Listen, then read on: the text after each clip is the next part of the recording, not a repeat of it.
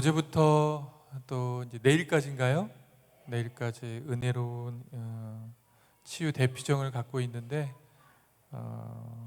이제 제가 또 와서 강의를 할 수 있게 돼서 영광스럽게 생각하고 많은 분들이 하느님의 사랑 또 성령의 은사를 많이 받는, 열매를 많이 맺는 그런 피정이 되시기를 바라겠습니다. 네, 저는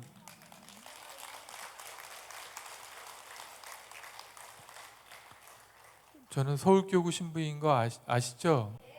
네, 제 강의를 처음 들어보시는 분? 우와, 100만 명이네. 네, 제 강의를 들어보신 분? 네, 다행이네요. 안 들어보신 분이 훨씬 많기 때문에 예전에 했던 걸 또 하려고 하니까 네, 오늘 제 주제는 하느님의 치유법에 대해서 말씀을 좀 드리고자 합니다.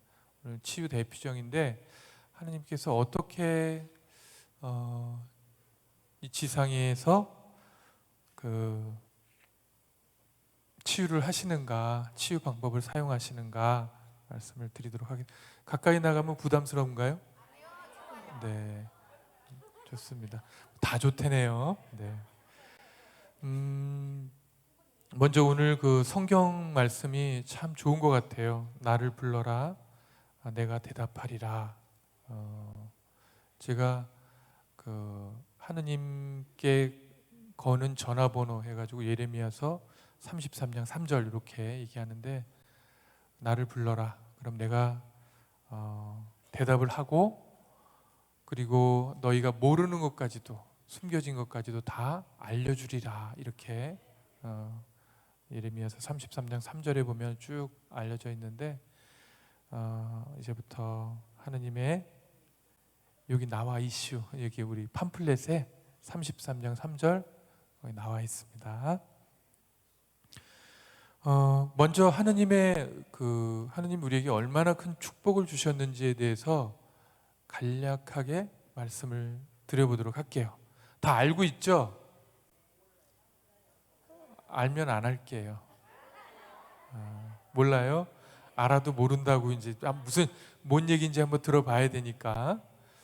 하느님께서 인간을 세상을 창조하시고 특히 사람들을 만들어 놓고 기분이 어떠셨어요? 누가 째졌다고 그랬어요? 네, 기분이 너무 좋으셨죠. 그래서 세상을 창조하시고 나서 7번이나 보시니 어떻다? 좋았다. 참 좋더라. 이렇게 7, 8번이나 말씀하셨습니다. 너무너무 행복하셨어요.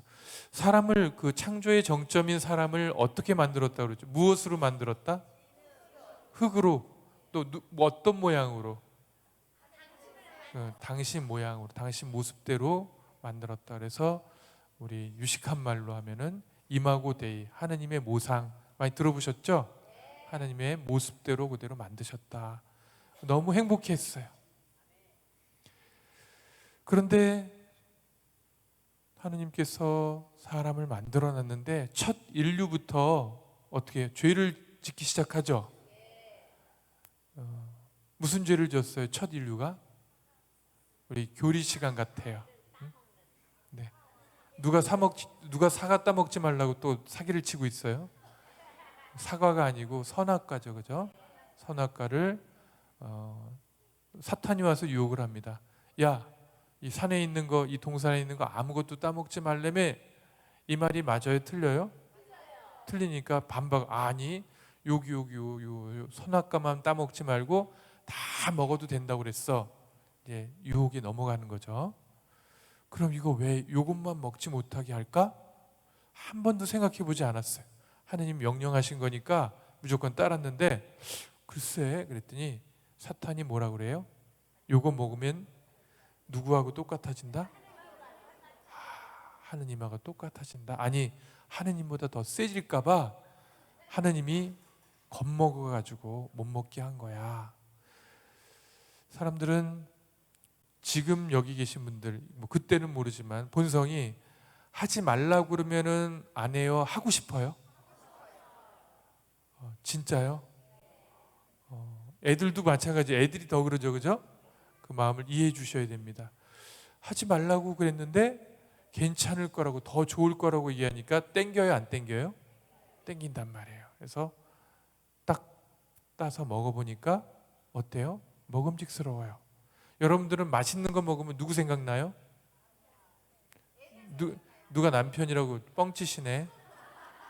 남편 생각나는 분도 있지만은 자기가 좋아하는 사람, 사랑하는 사람 생각이 나겠죠. 남편일 수도 있고 아이일 수도 있고 부모님일 수도 있고. 근데 그때는 한 명밖에 없잖아요. 누구예요? 아담 한 사람밖에 없으니까 선악과를 딱 따가지고 자기 하면서 자기 하면서 쫓아가는 거예요. 그래서 이거 먹어보니까 되게 맛있다. 남자들은 우리 자매님들이 차려주는 거는 의심하고 먹어요? 의심 안 하고 덥석 먹어요? 잘 먹죠. 안 먹으면 이상한 인간이에요, 그죠? 그래, 딱 먹었는데 먹고 나서 뭐야? 그랬더니 선악과. 두 사람이 다 어떻게 된 거예요? 죄를 짓게 되는 거죠. 선악과를 따먹자마자 이제 자기들이 부끄러움이라든가 죄를 지었다는 사실을 깨닫게 되는 거죠. 하나님께서 선으로 당신의 좋은 의지를 불어넣어서 진흙으로 만든 다음에 딱 이렇게 전시해놨어요. 또 그 다음에 무슨 작업을 하셨어요? 무슨 작업을 하셨어요? 숨을 어디에다? 똥꼬에다가 아니면 입에다가? 버전이 여러 가지네요.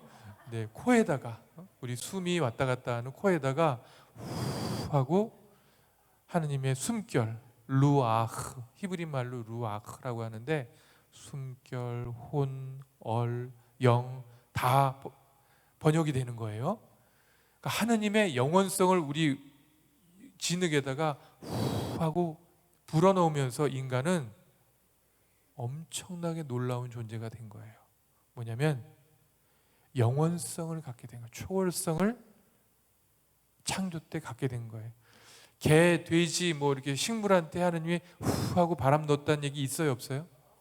사람에게만 후 하고 굉장히 하느님스러운 것, 영적인 것을 불어넣어 줬어요. 이렇게 인간을 잘 만들었는데 왜 첫 인류부터 죄를 지을까? 하느님이 답답한 거예요. 근데 아담과 에와 이브의 바로 밑에가 누구예요? 야, 이쪽만 성적이 좋다. 네. 저쪽 좀 적극적으로 해주세요. 카인과 아벨이죠. 카인과 아벨 때는 무슨 죄를 또 져요? 아이고, 왜? 질투해가지고. 질투가 이렇게 무서워요. 시기 질투가 뭐까지 불러왔어요? 살인까지 불러왔다고요. 우리가 누구를 미워하고 시기하고 질투할 때 이걸 가만 놔두면 어디까지 가냐면 죽여버릴랑께 여기까지 간단 말이에요. 굉장히 두 번째 인류에서는 죄를 짓는 정도가 아니라 사람을 죽이는 단계까지 왔어요. 그리고도 모자라가지고 계속 죄를 짓는 역사를 이어나가는 거예요. 하나님 화가 날까요? 안 날까요? 네, 겁나 화가 나셔가지고 구약 성서를 보면 대부분 자비와 사랑도 있지만은 심판하고 야단치고 벌 주는 게 사람을 올바른 길로 이끄는 방법으로 사용되었어요. 그래서 대표적으로 쓰였던 게 노아 때 뭐예요? 무엇으로 한번 확 쓸어버렸어요? 물로 한번 다 쓸어버렸단 말이에요. 이것들 내가 다 없던 거로 물러야 되겠다 이런 생각하다 아니야. 그래, 착한 사람이 있으니까 착한 사람 놔두고 나머지는 다 쓸어버려야지 하고 물로 확 쓸어버렸어요. 그 이후부터 인류가 착하게 살기 시작했죠. 여전히 또 죄를 짓는 거예요. 싹 물갈이를 한번 했는데 그래서 또 소돔과 고모라 때 어떻게 해요? 유황불로 한번 샘플로 소돔과 고모라를 확 벌을 내렸는데 그 소식을 듣고 주변에 있는 세력들이 왕국들이 죄를 안 짓고 살기 시작했죠. 왜 자꾸 아니란 얘기만 나오지? 하느님이 너무 답답한 거예요. 내가 사랑으로 좋은 것을 다 넣어서 인간을 만들었는데 왜 이 인간들 사람들은 이렇게 죄를 짓는가? 그래서 나라도 뺏기게 만들고 뭐 막 힘들게 살게 만들었어요. 지금으로부터 2000년 전 우린 알고 계시죠? 2000년 전에 무슨 일이 있었는지 몰라요. 알려줄게. 네. 아우 우리 꼬맹이가 아주 대범하게 모른다고 했어요. 네. 알려주려고. 네. 2000년 전에 이스라엘에는 무슨 사상이 퍼져 있었냐면 메시아 사상이 퍼져 있어요. 이스라엘의 상태는 어떤 상태였을까요? 그렇죠. 로마의 식민지 상태였어요. 마치 우리나라가 36년 동안 어디에? 일본, 요새 좀 사이 안 좋죠, 그죠? 일본의 식민지 상태에 있었던 것처럼 거기는 몇십 년이 아니라 수백 년 동안 아시리아에 의해서 바빌론에 의해서 또 페르시아에 의해서 이제는 로마에 의해서 완전히 식민지 상태에 수백 년 동안 들어가 있는 거예요. 식민지 상태에 있으면 바라는 것이 뭘까요? 우리 일제시대 때 바라는 게 뭐였어요? 아, 적응력이 필요해. 일본 사람들한테 잘 보여가지고 내가 출세해야 해. 이런 사람도 있지만 근본적으로는 독립하고 해방하는 게 꿈이잖아요. 그죠? 그 당시 이스라엘 사람들은 해방되고 싶었어요. 그래서 누굴 기다리고 있었냐면 메시아를 기다리고 있었는데 이 메시아는 우리가 잘 알아야 돼요. 메시아는 어떤 사람이에요? 그렇죠. 정확하게 원뜻을 얘기하면 머리에 뭐예요? 왕관을 쓰고 온다고요? 왕관 쓰기 전에 머리에다 뭐부터 발라야 돼요? 누가 포마드라고 그랬어. 네. 동동구루마 말고 기름을 뿔 각에다 놓은 기름을 쫙 부어가지고 선별하는 작업을 해야 된단 말이에요. 원래 메시아의 뜻은 머리에 기름 부음 받은 자, 구원자, 메시아, 그리스도 같은 말인데 원뜻은 기름 부음 받은 자란 뜻이란 말이에요. 근데 이 기름 부음 받은 자는 질문 들어갑니다. 사람이에요? 하느님이에요? 이거 중요해요. 이거 못 맞히면 나 그냥 강의 마칠 거야 그냥. 이스라엘에 있었던 그 대표적인 메시아는 그럼 누구죠? 있어. 머리에 기름 부음 받은 유명한 사람이 있어요. 네, 다자 들어가요. 다자. 야 똑똑하다 정말. 와, 한마디만 해도 딱 맞히시네. 다윗이에요. 다윗이 이스라엘에서 대표적인 메시아예요. 머리에 기름을 받고 그리고 이스라엘을 통일하고 구원하기 위해서 굉장히 열심히 노력했던 대부분의 왕들이 다 처음엔 잘하다가 끝으로 가서 어떻게 될까요? 다 타락하고 죄를 짓는데 그래도 타락하지 않고 제일 성군으로 살았던 사람이 왕이 누구냐면 다윗이에요. 한 번은 잘못할 수 있죠, 그죠? 다윗이 잘못한 일이 뭐가 있죠? 네, 밧세바의 아내, 우리아의 아내 밧세바. 살짝만 19금인데 살짝만 이쪽에 가서 얘기해. 말씀드리면 이스라엘을 통일하고 하느님 나라로 만들려고 막 애쓰는 어느 날 통일이 아직 안 되고 그래서 예루살렘 궁에서 잠이 안 와서 베란다를 왔다 갔다 하고 있었는데 갑자기 멀리서 촤 무슨 소리예요? 물 뿌리는 소리죠. 그때는 샤워 꼭지가 없었기 때문에 쫙 뿌리는 바가지로 뿌리는 소리가 나는데 새벽 한두 시쯤이었어요. 조용한데 소리가 나니까 궁금하죠, 그죠? 딱 보는데 저 어둠 속에 달빛이 교교한데 보일랑 말랑 하면서 여자가 목욕을 하고 있는 거예요. 궁금해요, 안 궁금해요? 궁금하죠. 그러니까 신하를 보낸 거예요. 누군지 알아봐라.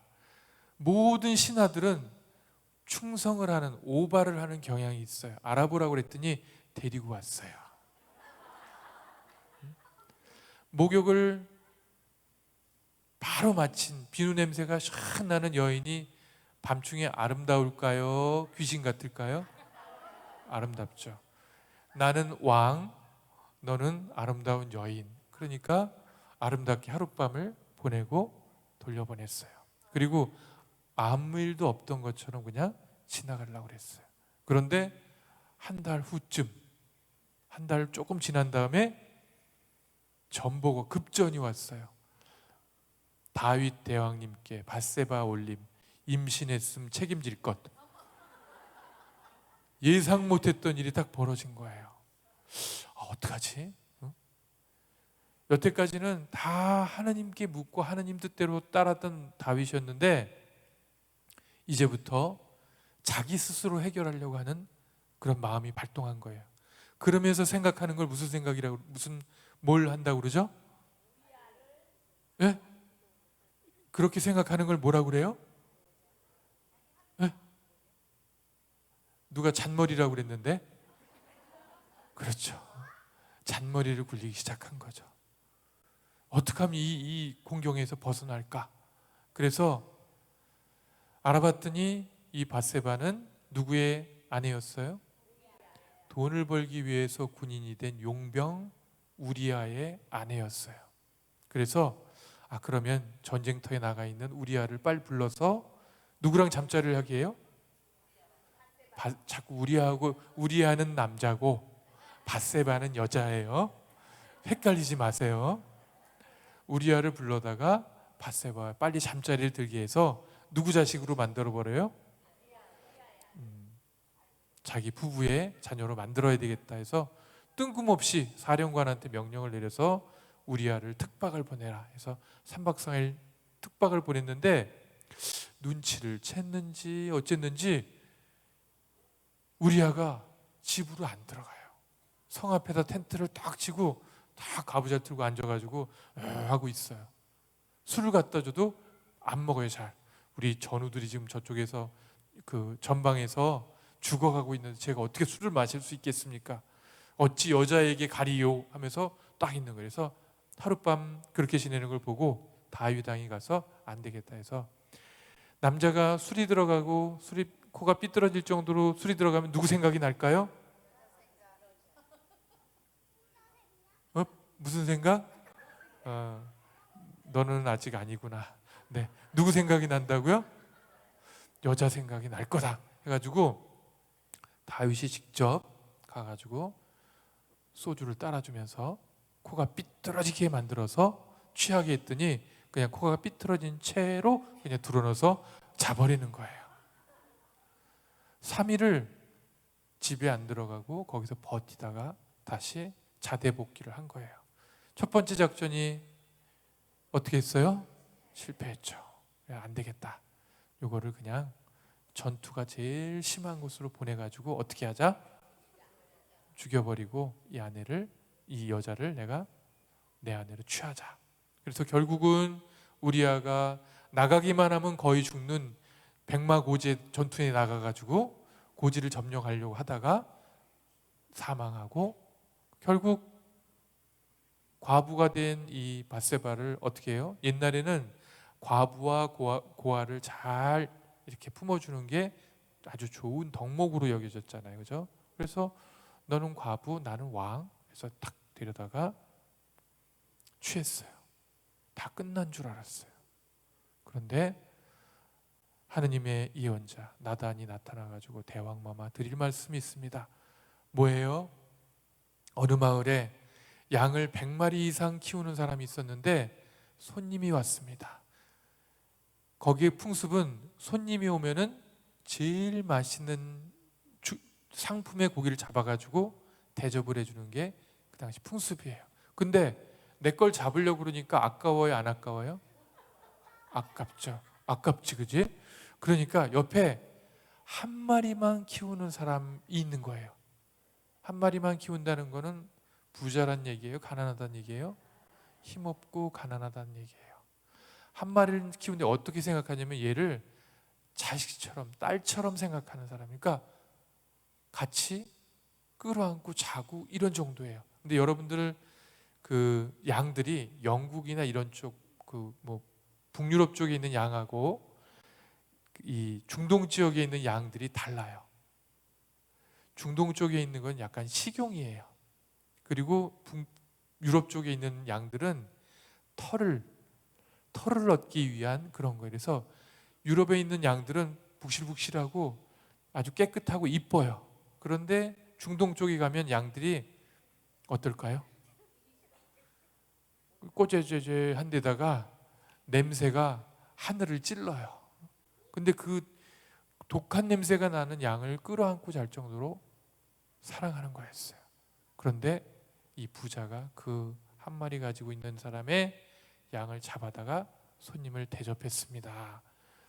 이 얘기를 한 거예요. 나단 예언자가 다윗 왕한테. 그랬더니 다윗 왕이 끝까지 얘기도 듣기 전에 이런 전문 용어 좀 써도 될까요? 이런 썩을 놈이 있나, 이런 육실할 놈, 그러면서 내가 가만 안 둘 테다가 당장 잡아와라 그랬더니 나단 예언자가 아무 말도 안 하고 손가락으로 이렇게 하고 있어요. 누구에게? 아무 얘기 안 하고 이렇게 하고 있어요. 그 사람이 바로 당신이 옳시다 이렇게 얘기한 거예요. 제가 왕이었다면 깜짝 놀라면서 무엄하도다 감히 나에게 어디 손가락질을 하고 막 이러면서 막 당황해하면서 변명했을 텐데 다윗은 이미 자기가 잘못하고 있다는 걸 알고 있었어요. 그래서 어떻게 해요? 무릎을 딱 꿇고 제가 하느님께 죄를 지었습니다 하면서 시편 51편인가를 읊죠. 그죠? 다윗이 밧세바와 정을 통하고 하느님께 통회하면서 드리는 기도 나와 있어요. 시편에 보면은. 아무튼 어쩌다 이 얘기를 하게 됐죠. 메시아 얘기를 하다가 이 얘기를 한 이유가 있어요. 하느님과 함께 하지 않고 자기 혼자 하겠다고 뭘 잔머리는 쓰는 거예요? 굴리는 거예요? 굴리는 거죠. 이렇게 하면은 사단이 난다라는 걸 말씀드리기 위한 거고, 메시아에 대한 얘기를 하다가 왔어요. 2000년 전에 이스라엘 백성이 기다리던 메시아는 엄밀히 따지면 뭐냐면 사람을 기다리고 있었던 거예요. 누구와 같은? 지금 얘기했던 누구와 같은? 예, 좋은 말 할 때 응답을 해주세요. 누구와 같은?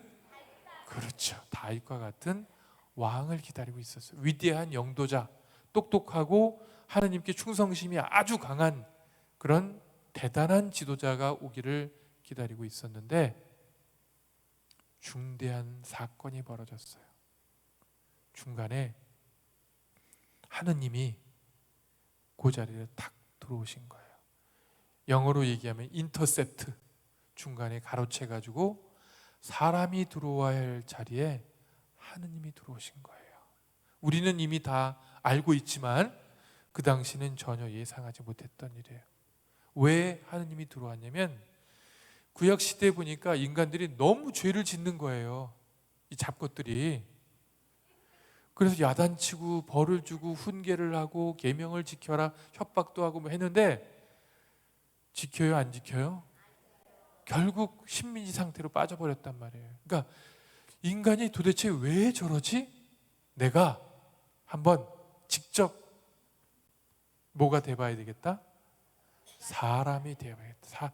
내가 사람으로 살면서 사람들이 왜 저렇게 죄를 짓는지 내가 좀 알아봐야 되겠다 해서 2000년 전에 하느님이 결단을 내리시고 원래 사람이 들어와야 할 자리에 하느님이 들어오신 거예요. 이걸 우리는 두 자로 뭐라 그래요? 강생, 그 다음에 또 사람이 육신을 취하셨다 그래가지고 육화 이렇게 얘기하고 있습니다. 놀라운 일이 벌어진 거예요. 창조주가 피조물이 돼서 들어온 거예요. 이해 안 되는 일인데, 자, 질문하겠습니다. 여러분들 여기 오신 분들 마음이 아주 편해서 오신 거예요? 하느님께 그래도 간절히 뭔가 바라고 원하는 것이 있어서 온 거예요?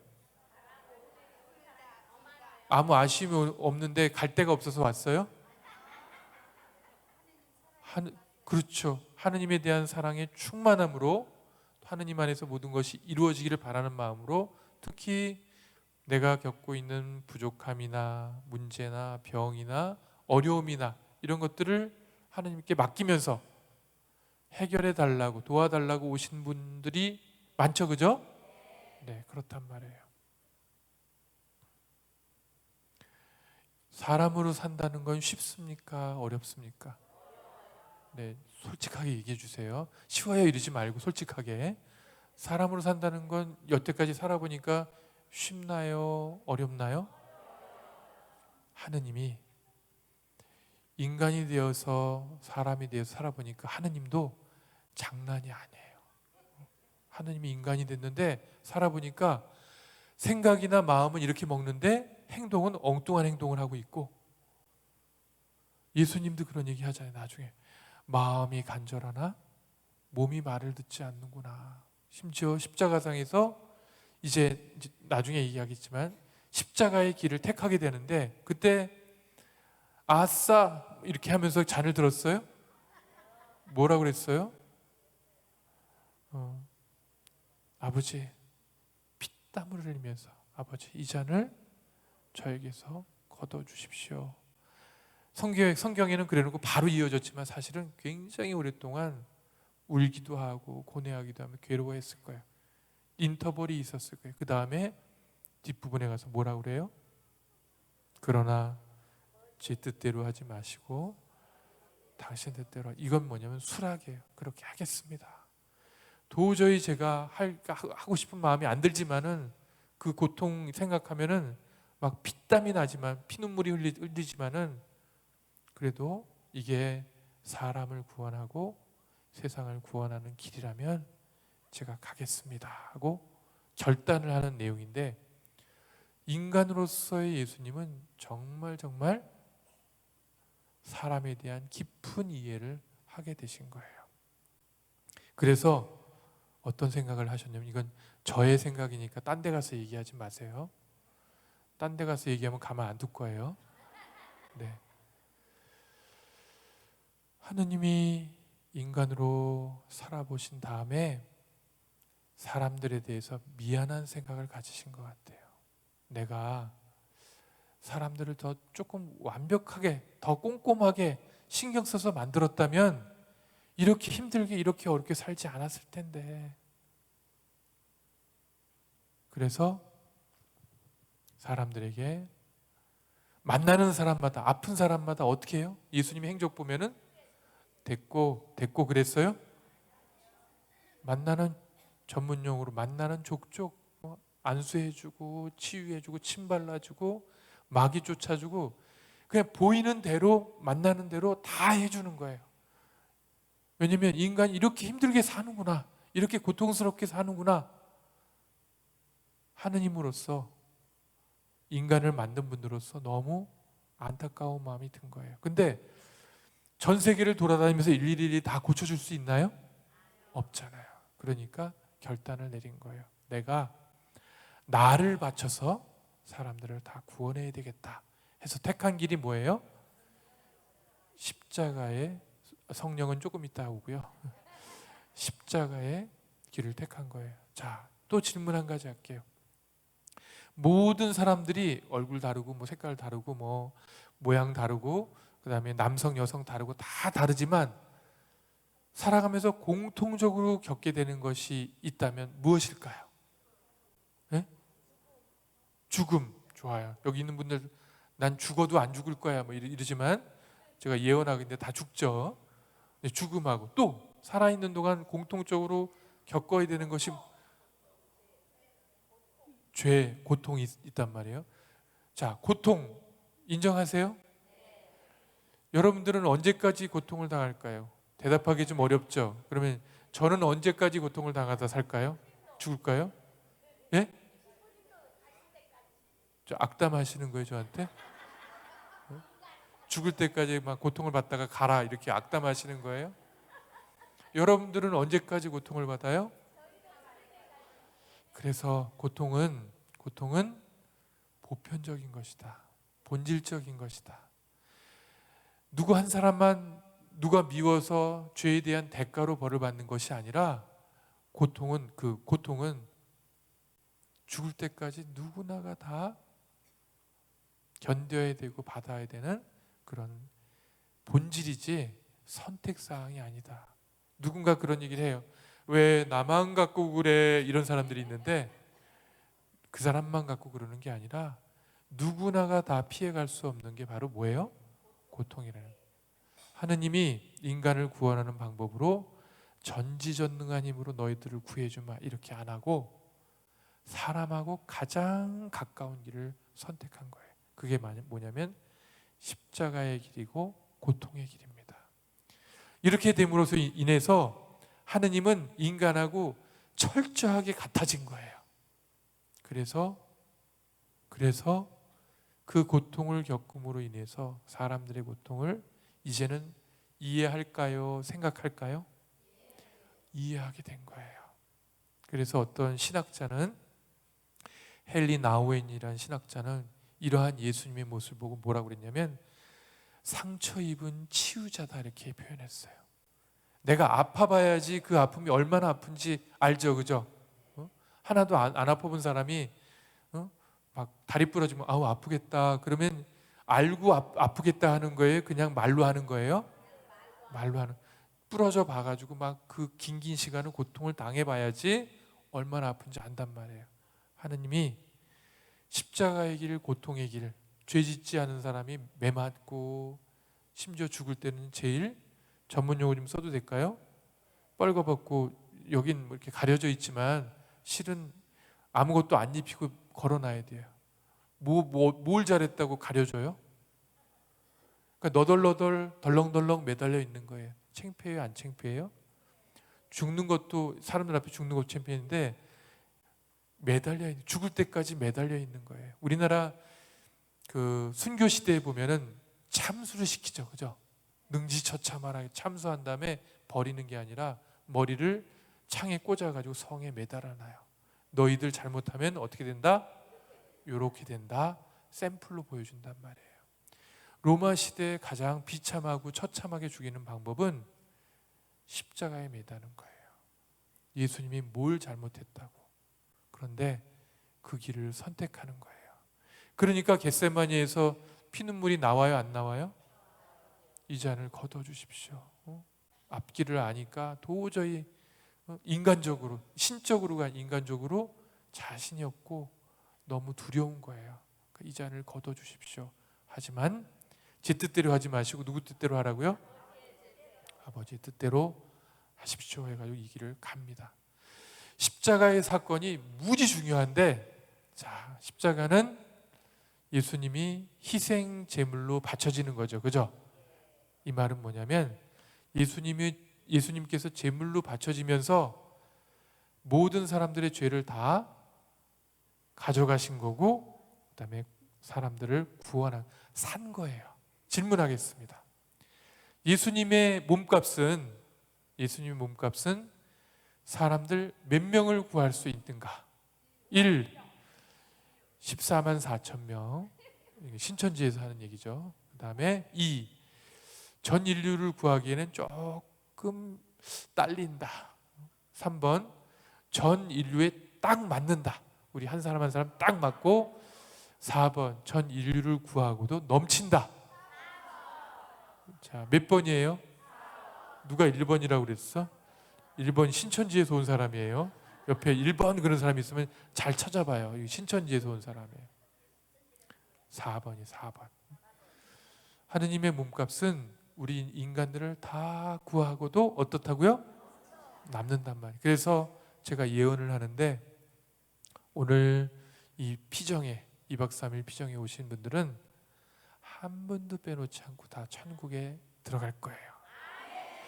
못 들어가면 제 오른손에 장을 지지겠습니다. 네. 여기 계신 분들은 한 분도 빼놓지 않고 다 천국에 들어가실 거예요. 그 다음에 약 판 김에 또 팔게요. 여러분들이 갖고 있는 모든 문제들 있죠. 어려운 문제들 하나도 빼놓지 않고 다 해결될 거예요. 안 해결되면 제 왼손에 장을 지지겠습니다. 여러분들은 이런 얘기를 좋아하시는군요. 여러분들은 천국을 보장받았어요. 그리고 겪고 있는 어려움들도 지금은 힘들지만은 다 해결이 될 겁니다. 여러분이 해결하는 거예요? 하느님이 해결해 주시는 거예요? 네. 이렇게 기쁜 소식을 우리에게 하는 예수님께서 십자가를 통해서 보여주셨어요. 근데 이거로 끝났냐? 이거로 안 끝나요. 그거로도 부족하다는 생각이 드신 거예요. 하느님이 인간이 되어 살아본 다음에. 그래서 뭘 줬냐면 십자가에 매달려서 죽고 부활하고 승천하셨잖아요. 그러면서 뭘 약속해 주셨냐면, 그거는 순서를 밟아가자고요. 그건 조금 이따 나오고, 뭘 말씀해 주시냐면 이제 너에게 뭘 주겠다? 용돈을 주겠다? 용돈 주겠다 그러지 조시드문이 갑자기 탁 깼어요. 저기 보니까 뭘 주겠다? 영원한 생명을 주시는 거죠. 예수님이 오셔서 이 지상에 있으시면서 고통을 당하고 십자가 길로 돌아가신 다음에 우리에게 준 선물은 한 사람도 빼놓지 않고 다 구원하겠다는 보편 구원 의지를 보여주셨고, 더 나아가서 뭐냐면 구원된 사람들에게 무엇을 주겠다? 자, 영원한 생명 얘기하니까 너무너무 들어가지고 귀가 아주 그냥 영생 늘리면 영원한 생명 다 알아. 그런데 이 의미가 뭔지 아세요? 하느님 나라에 들어가서 영원히 산다는 거, 그건 이제 설명이고, 또 영원한 생명이 무슨 의미예요? 평생 사는 거. 평생 살아야 100년도 못 사는데 하나님 나라에서. 의미를 제가 조금 더 이렇게 눈이 반짝하게 설명을 드릴게요. 사람들은 이 지상에 내려온 사람들이 사는 삶은 근력이 좋아야 80년, 인삼 보약 먹어 90년, 하느님 보호하사 100년이에요. 인생은 그나마 나이 들어서의 생활은 어때요? 고통과 괴로움의 나날들입니다. 이게 인간의 조건이에요. 그런데 영원한 생명이란 뭐냐면 인간들의 속성이 아니고 하느님의 속성, 신의 속성이에요. 이렇게 얘기하니까 구분이 좀 되시나요? 영원한 생명이란 인간들이 살 수 있는 삶이 아니에요. 그거는 신들만이 살 수 있는 삶이란 말이에요. 영원한 생명이란 뭘 말하는 거냐면 이제 인간의 처지에서 무엇으로 올라간다는 거예요? 차마 얘기하기 어렵지만, 차마 상상도 되지 않지만 우리가 신적인 존재로 된다는 얘기예요. 그렇게 생각했었어요? 내가 죽으면 신이 된대, 이렇게 생각한 적 있어요? 없죠. 여러분들은 세례받으면 누구의 백성이라고 그래요? 누구의 자녀? 하느님은 하느님인데 하느님의 자녀는 인간이에요? 하느님이에요? 대답을 해보세요. 인간이에요? 하느님이에요? 딴 데 가서 나 하느님이다 이러지 마세요. 그럼 잡혀가요. 이제 정신병자로 잡혀가는데, 영원한 생명의 의미가 바로 그거라는 거예요. 영원한 생명이란 그냥 무한대로 살아 이게 아니라 내 위치, 처지가 100년밖에 못 사는 그런 인간 상태에서 무엇으로 바뀐다는 거예요? 영원히 사는 신적인 존재로 바뀐다는 거예요. 그래서 요거는 예수님의 육화하고 굉장히 연관이 되는 거예요. 예수님께서 인간의 몸을 취하면서 육화하셨듯이 이제 우리가 예수님을 따라서, 그렇죠. 딩동댕. 인간이 이제 신화되는 거예요. 죽고 부활한 다음에 신적인 존재가 되는 거예요. 딴 데 가서 얘기하지 마세요. 나 신이다 신이다 막 다니면 그래 너 고무신이다 이렇게 되니까 딴 데 가서 얘기하지 마세요. 하지만 우리가 마음속으로 알아야 되는 건 뭐냐면 영원한 생명이란 내가 하느님과 같은 존재 양식으로 바뀌는 거구나, 이런 거예요. 놀라운 은총이에요? 그저 그런 은총이에요? 상상하지 못했던 은총이에요. 어마어마한 은총을 우리에게 예수님께서는 인간으로 살아본 다음에 인간에게 선물로 주신 거예요. 그래서 우리가 노력해서 신이 될 수 있을까요? 하느님이 신으로 불러주시는 걸까요? 내가 노력해서 신이 되겠다고 하는 사람들이 갖고 있는 종교가 무슨 종교냐면 나잘란교라고. 나잘란교라고 들어보셨어요? 못 들어보셨어요? 여기 한 7, 80%는 다 가입돼 있어요. 우리 신부님들은 100% 가입이 돼 있고 수녀님들 중에서 대다수 가입이 돼 있는데 나잘란교라고. 그렇죠. 전 세계에 있는 종교 중에서 그 교인이 신도가 제일 많은 종교가 바로 나잘란교예요.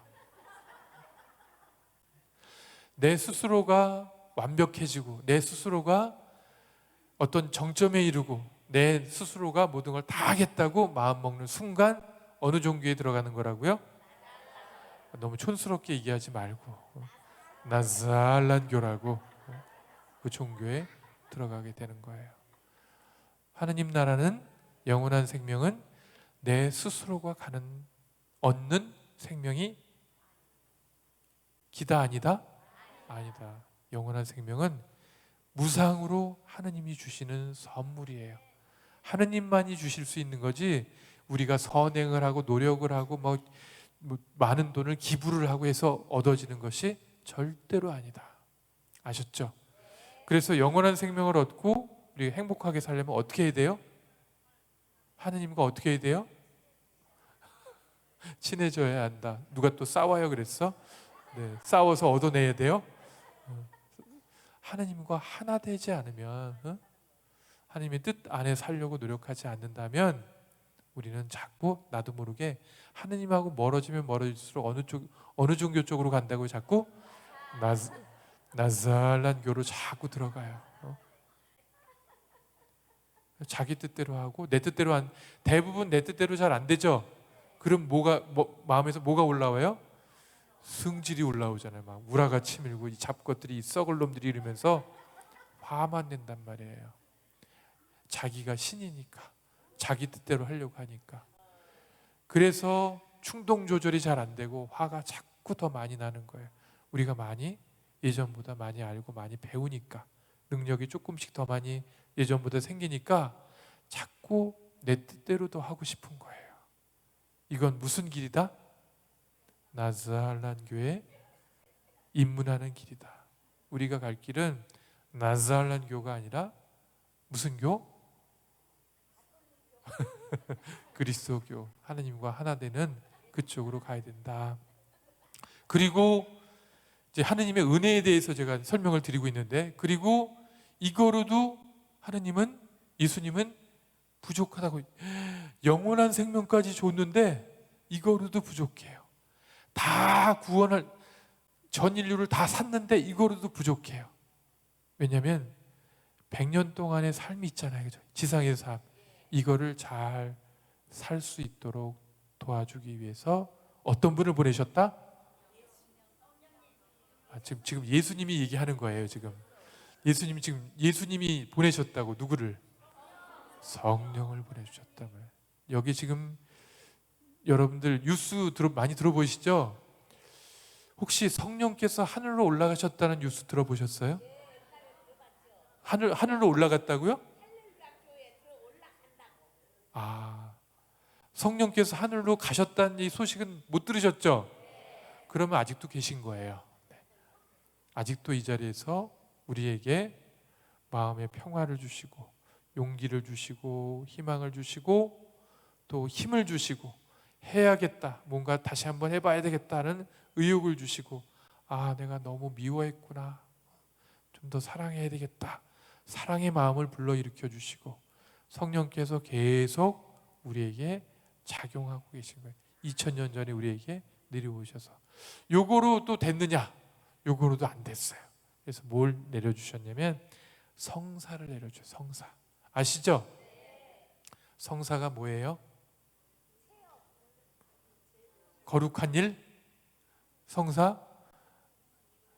아니면 야한 일? 성사.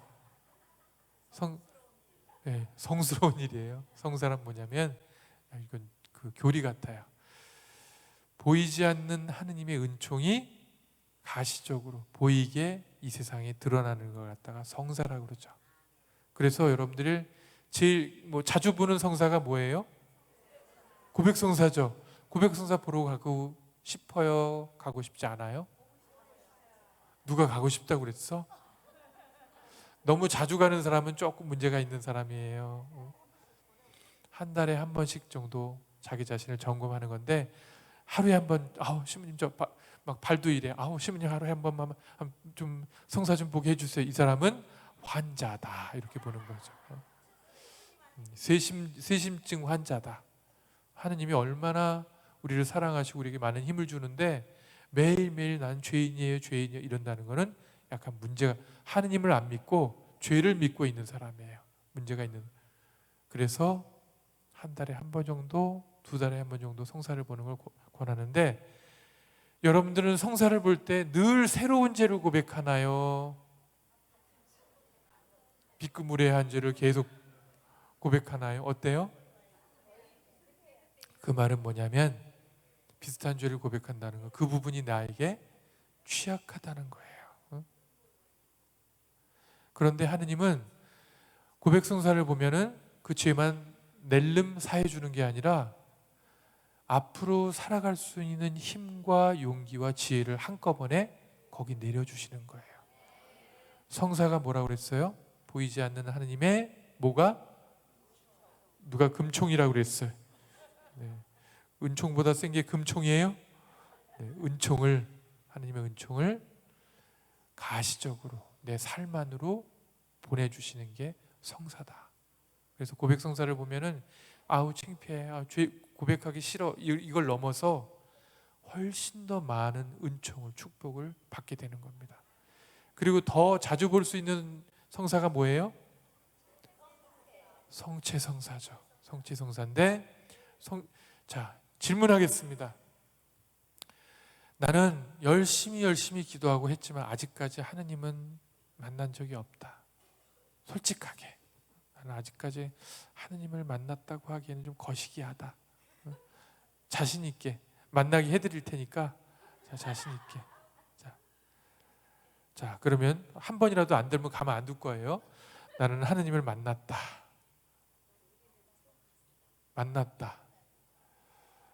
다시 한번 손 내리고, 안 든 사람이 있어도 다시 한번 고백할 수 있는 기회를, 자백할 수 있는 기회를 드리는데, 난 아직까지 하느님을 못 만났다. 너무 간절하게 만나고 싶은데 못 만났다. 자, 손 들어보세요. 솔직하게. 네, 만나게 해드린다니까요. 네, 좋습니다. 네, 남들한테 신경 쓸 필요 없고요. 여러분들이 미사 때 이제 다 말씀의 전례하고 성찬의 전례하면서 예수님이 와가지고 그리스도의 몸 하면은 뭐라 그래요? 됐어요, 그래요? 그리스도의 몸 됐고요, 이래요? 뭐라 그래요? 이게 지금 누구라고 하면서 아멘이라고 그러는 거예요? 네, 그렇습니다. 맞습니다. 맞고요, 이 말이란 말이에요. 그리스도의 몸 맞습니다. 그렇습니다 하고 받는데 아직까지 나는 하느님을 만난 적이 없다. 마음으로 느껴지게 만난 적이 없을지 모르지만은 성체성사를 통해서 예수님을 우리가 직접 우리 몸에 모시는 거예요.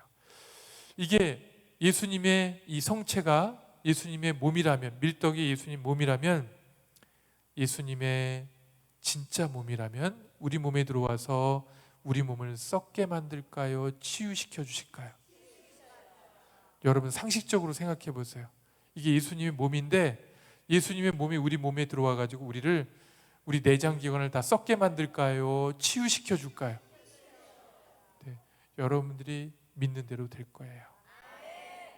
성체를 영하고 기도를 하고 이렇게 하면은 하느님께서 내 몸에 오셔서 내가 알지도 못하는 병들, 알지도 못하는 심지어는 마음의 병들까지도 치유시켜 주실까요? 안 시켜 주실까요?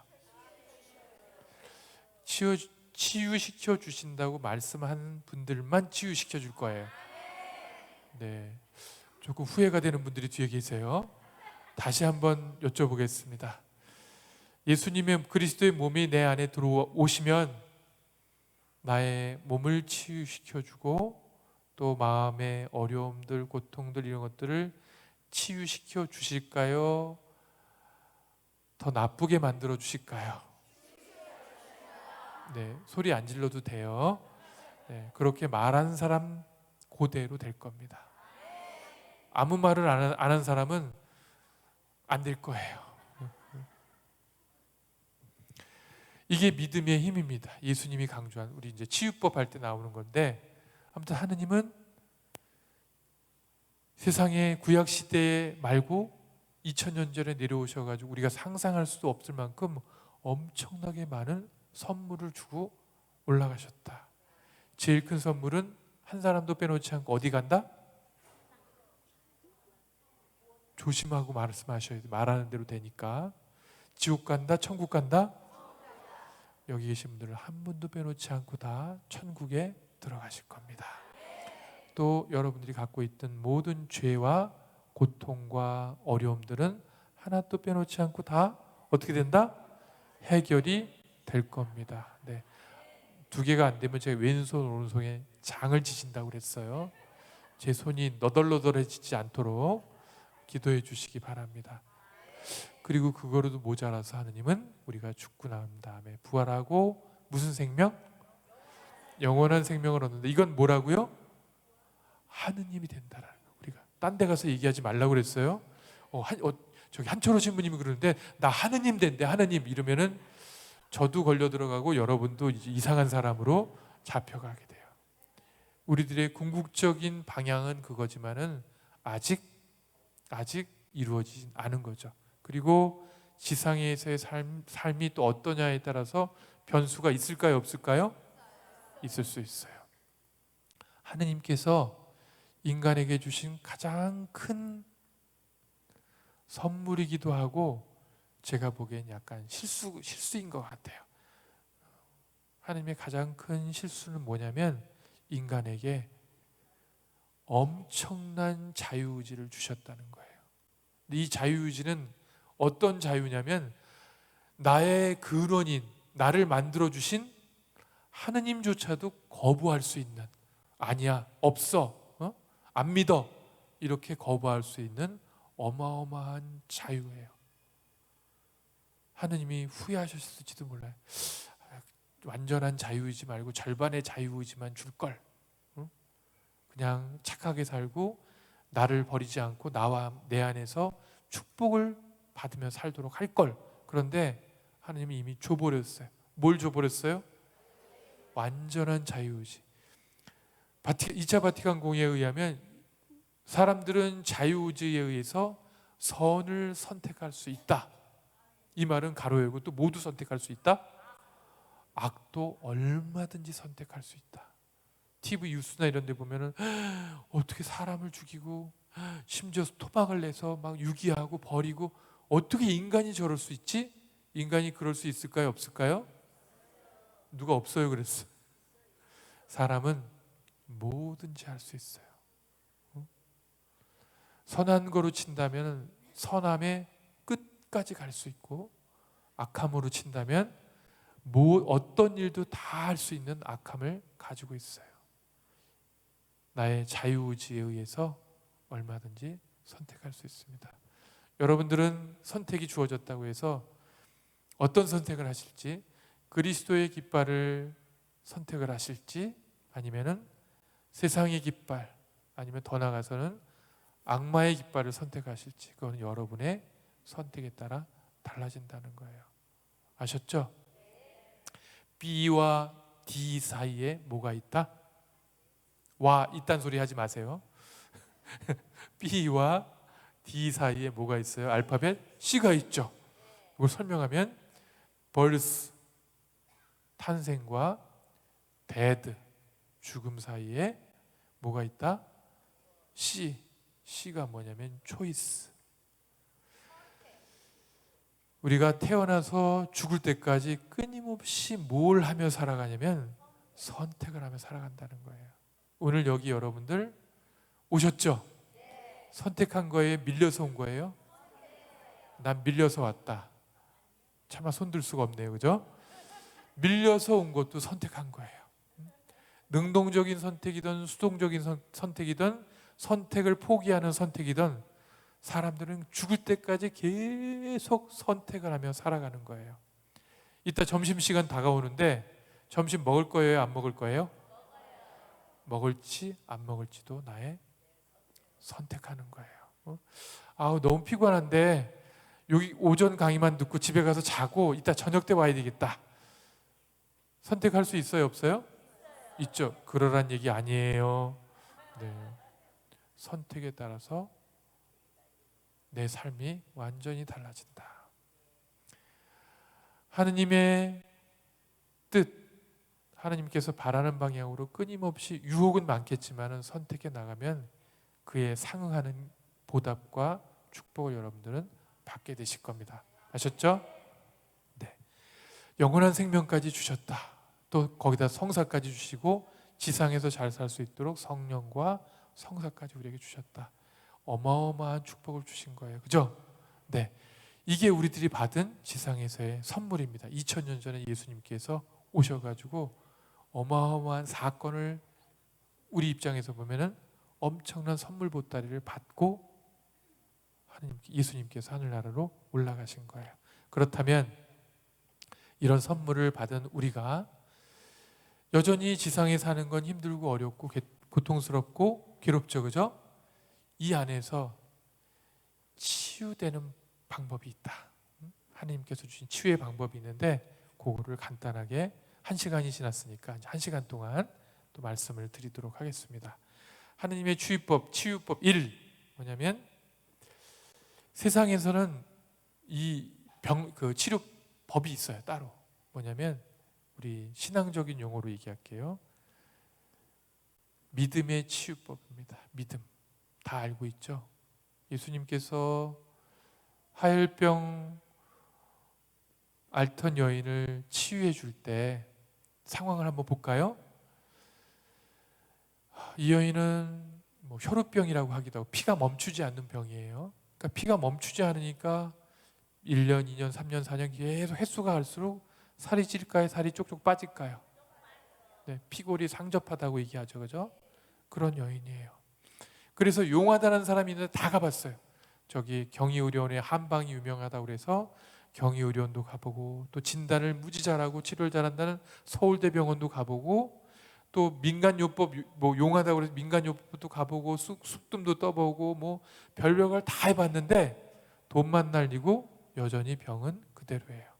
그런데 소문에 의하면 예수라는 어떤 인물이 있는데 이 사람이 치유를 잘 지켜주는데 그냥 치료하는 사람들하고 다른 그런 모습을 갖고 있대더라. 굉장히 사람이 진실되고 치료하고 돈 받고 이런 거에 눈이 뒤집어진 사람이 아니라 정말 진심으로 치료를 해주면서 때로는 울기까지 하고 정말 진실된 그런 사람이란 얘기를 들었던 거예요. 내가 이 사람의 그냥 옷깃이라도 스쳐도 이런 사람이라면 내가 좋아질 것 같아. 이런 마음이 막 올라오는 거예요. 때마침 이 사람이 살고 있는 동네로 예수라는 인물이 온다는 얘기를 들었어요. 사람들이 한두 사람이었을까요? 그 유명한 사람이 오는데 그 치유를 잘하는 사람이 오는데 바글바글 거렸겠죠. 자키오도 생각나는데 아무튼 막 바글바글 하는데 도저히 그 사이를 비집고 갈 수가 없는 거예요. 이 빼짝 마른데 힘도 없어가지고. 그래서 그 사람이 지나갈 만한 그 좁은데 길목이 좁아지는데 구석에 있다가 사람들 사이에 막 비치부쩍 들어가가지고 탁 옷을 스치고 슬라이딩 하면서 쓰러졌어요. 그렇게 안 하면 닿을 수가 없을 것 같아. 슬라이딩 하면서 탁 쓰러졌어.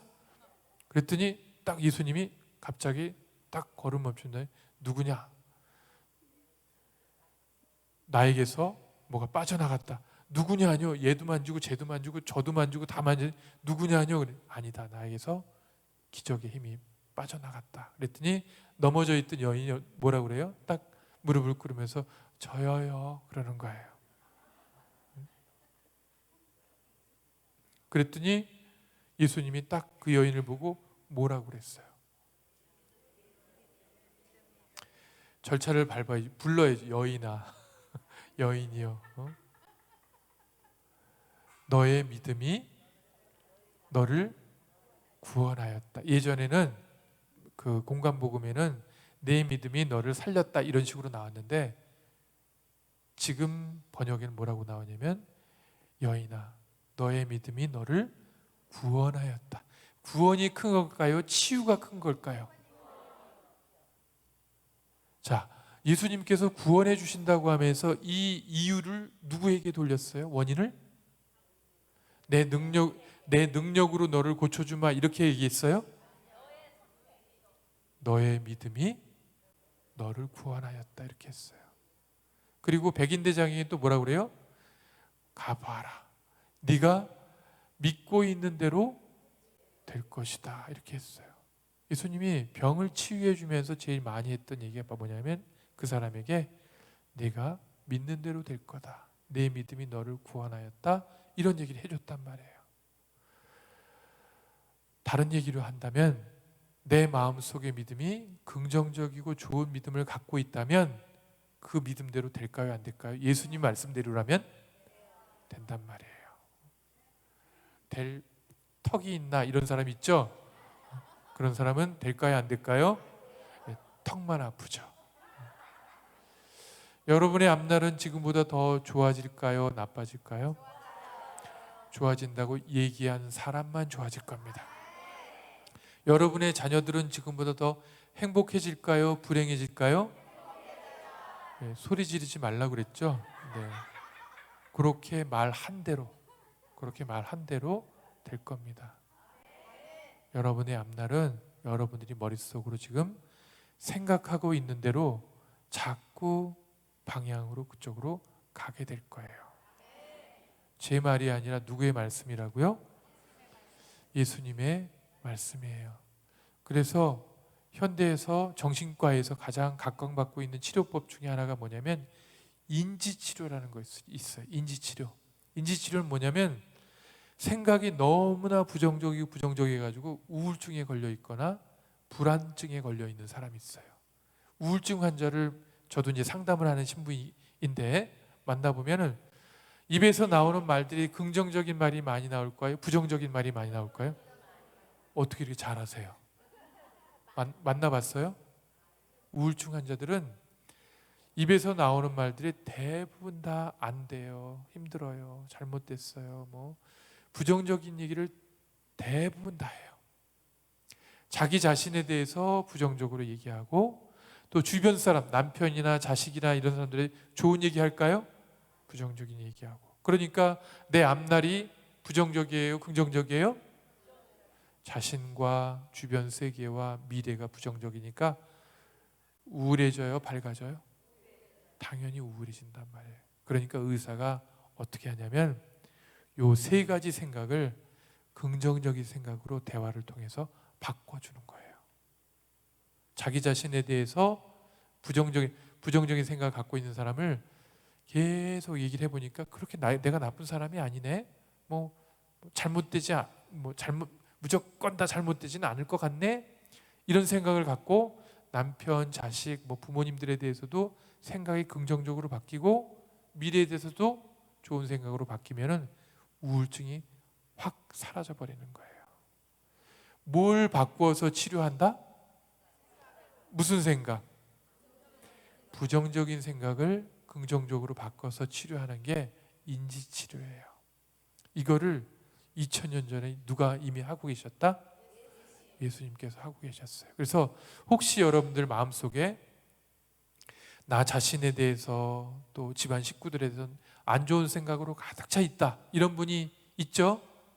제가 관심법으로 보니까 한 30명은 그러네요. 30명이. 지금부터 어떻게 해야 돼요? 어떤 생각으로 바꿔요? 긍정적인 생각으로 자꾸 의도적으로 잘 될까요? 안 될까요? 안 돼요. 안 돼요. 사람은 어제 했던 생각과 말과 행동의 97%를 그대로 반복해요. 제가 조금 양보해 준 거예요. 사실은 99%. 어제 했던 생각의 99%를 그대로 반복하고 있어요. 그러니까 변해요, 안 변해요? 안 변해요. 쉽지가 않아요, 변하기가. 하지만 병원에 안 가고 누가 만나서 처방받지 않으면서 고칠 수 있는 방법을 제가 알려드리는데, 비싼 거예요, 싼 거예요? 인지치료라고 그랬죠? 비싼 거예요. 어떻게 하냐면 머릿속에 있는 부정적인 생각을 한번 이렇게 털어낸 다음에 긍정적인 생각으로 자꾸 바꾸는 거예요. 자, 다시 질문하겠습니다. 나의 앞날은 지금보다 더 잘 될까요? 나빠질까요? 네, 소리 지르지 말고, 네, 잘 된다고 얘기한 사람은 잘 될 겁니다. 여러분의 자녀들은 지금보다 더 행복하게 잘 살까요? 지질이 궁상을 떨까요? 네, 여러분들이 머릿속으로 생각한 대로, 믿고 있는 대로, 말하고 있는 대로 내 삶이 자꾸 이렇게 나도 모르게 가게 될 겁니다. 아셨죠? 하느님의 치유법 1, 뭐냐면 긍정적인 믿음이다. 그냥 믿음이 아니라 좋은 믿음을 가지면 가질수록 하느님이 네가 믿는 대로 될 거야. 옆에 와가지고 한마디만 해요. 네가 믿는 대로 될 거야. 내가 뭐 해주면, 이렇게 안 해요. 아셨죠? 나쁜 생각을 하면 예수님이 또 뭐라 그래요? 네가 믿는 대로 될 거야. 그대로 될 거예요. 머릿속에 지금 나쁜 생각하고 있는 사람 있죠? 여기 한 사람 야한 생각하고 있는 사람 있는데 그대로 될 거예요. 머릿속에 생각하고 있는, 믿는 대로 가는 경향이 있다라는 거. 믿음은 은총을 받는 그릇입니다. 신앙적으로 얘기하면 이게 엉성하면 물을 뿌리는데 바구니로 받으면 어떻게 돼요? 다 새죠.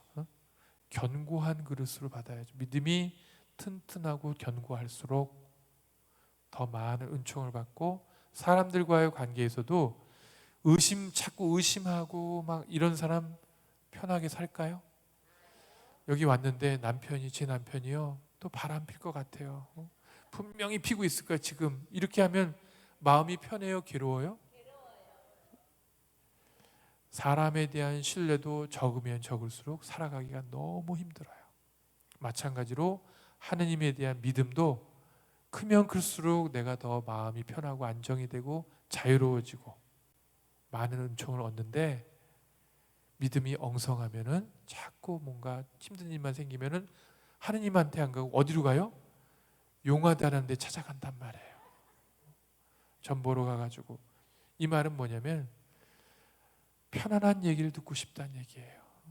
잘 될 거란 얘기를 듣고 싶어서 자꾸 용하다는 데를 찾아가는 거예요. 용하다는 건 뭐예요? 그러니까 잘 된다는 얘기를 해주는 데가 용한 거죠. 그래서 믿음이 첫 번째 하느님의 치유의 방법이다. 두 번째는 뭐냐면, 믿음하면 그 다음에 뭐가 나와야 돼요? 희망이 나와야죠. 희망. 단테라고 들어보셨나요? 안단테 말고 단테 하면 신곡을 쓴 사람인데, 천국과 연옥과 지옥이라는 그 내용을 시처럼 쓴 거예요. 그런데 지옥편에 가면, 단테의 신곡의 지옥편에 가면 6편, 10편 6편인가 거기 가면 뭐가 나와 있냐면, 지옥에 가면은 팻말이 있대요. 지옥 문 앞에 팻말이 붙어 있대요. 뭐라고 써 있는 줄 아세요?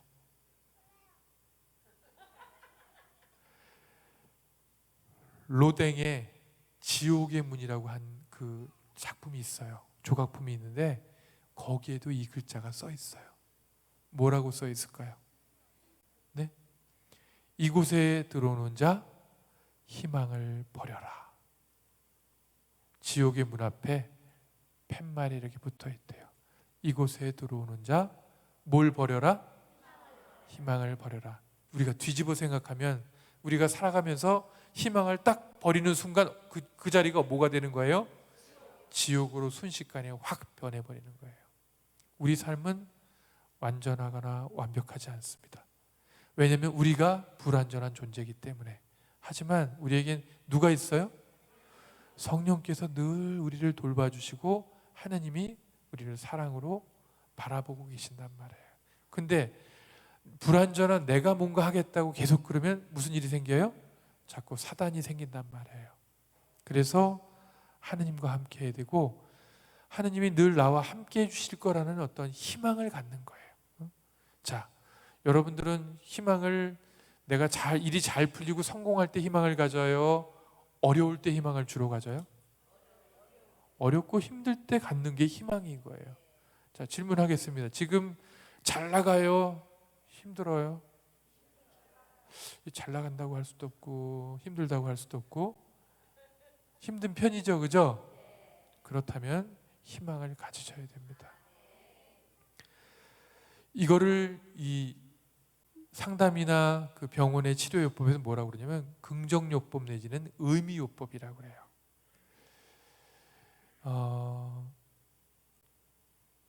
2차 세계대전 아시죠? 가장 잔인했던 게 뭐냐면 나치가 유대인들을 잡아서 어디로 보낸 거예요? 네, 가스실 그 동네 이름이 뭐예요? 아우슈비츠 수용소에 보냈는데 여기 한 사람이 들어갔어요. 젊은 정신과 의사였는데 들어가가지고 다 뺏기고 다 한 다음에 거기 고통을 견디고 몇 년 동안 살다가 살아났어요. 이제 45년이 지나가지고, 그러니까 1945년도에 독일이 망하잖아요, 그죠? 살아났는데 이 사람이 거기서 살았던 걸 관찰을 했어요. 이 사람의 이름은 빅터 프랭클이라는 사람인데 어떤 사람은 열악한 환경에서 조금 있다가 금세 죽어버리고 어떤 사람은 정말 몸도 약하고 이런 사람인데 잘 사는 거예요. 이게 도대체 뭐지? 라고 봤더니 암만 힘들어도 끝까지 살아가는 사람은 뭐가 있냐면 살아야 될 이유가 있는 거예요. 의미가 있는 거예요. 나는 우리 아들을 살아나가서 우리 아들을 보기 전에는 절대로 안 죽을 거야. 그게 아주 철두철미하니까 막 때리고 부러지고 그래도 웬만하면 다 죽거든요. 워낙 환경이 열악해가지고 안 죽어요. 왜? 누굴 봐야 되니까? 목표하고 꿈과 의미가 있으니까 안 죽는 거예요. 그래서 이 사람이 만들어낸 그 치료법이 뭐냐면 의미요법이에요. 사람들이 암만 어렵고 힘든 곳에 들어 있어서도 의미가 있다면 눈이 번쩍 떠지고 살아갈 힘이 생긴다는 거예요. 그래서 로고테라피라고 얘기하는데 의미요법으로 이건 뭐냐면 희망이란 말이에요. 희망. 구약의 인물 중에서는 요셉 아시죠? 마리아의 남편 요셉 말고 아브라함, 이삭, 야곱의 아들이 누구누구예요? 12명이죠, 그죠? 그 중에 막내에 속하는 11번째 아들이 요셉이란 말이에요. 요 요셉 얘기 좀 해볼까요?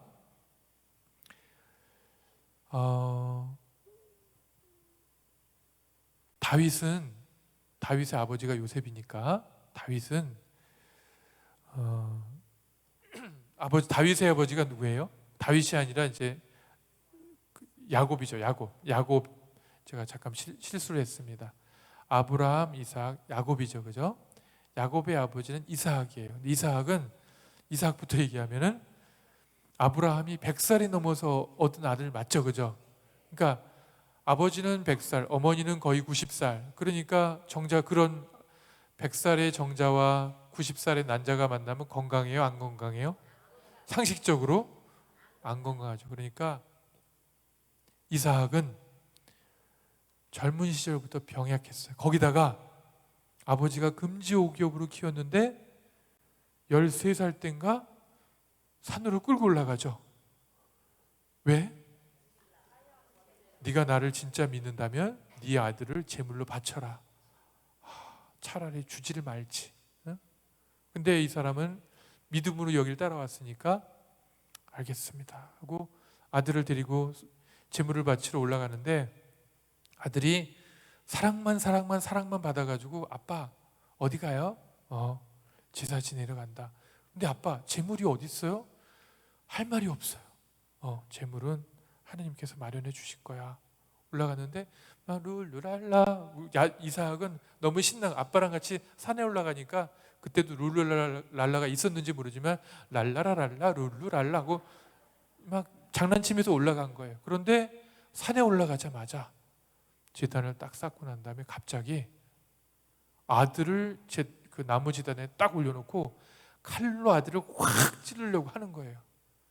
여태까지 13년, 14년 동안 아버지의 자상하고 따뜻하고 웅영웅영 이것만 받는 그 이삭이었는데, 아버지 눈이 시퍼렇게 변하면서 광기 어린 눈으로 변하면서 칼을 들고 자기 목을 향해서 확 내리치는 아버지 모습 보고 어땠을까요, 아들이?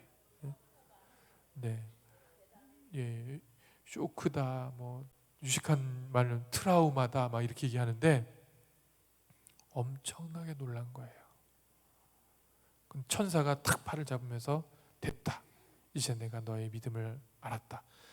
37년 정도 만에 아브라함의 믿음을 인정해 주는 거예요, 하느님이.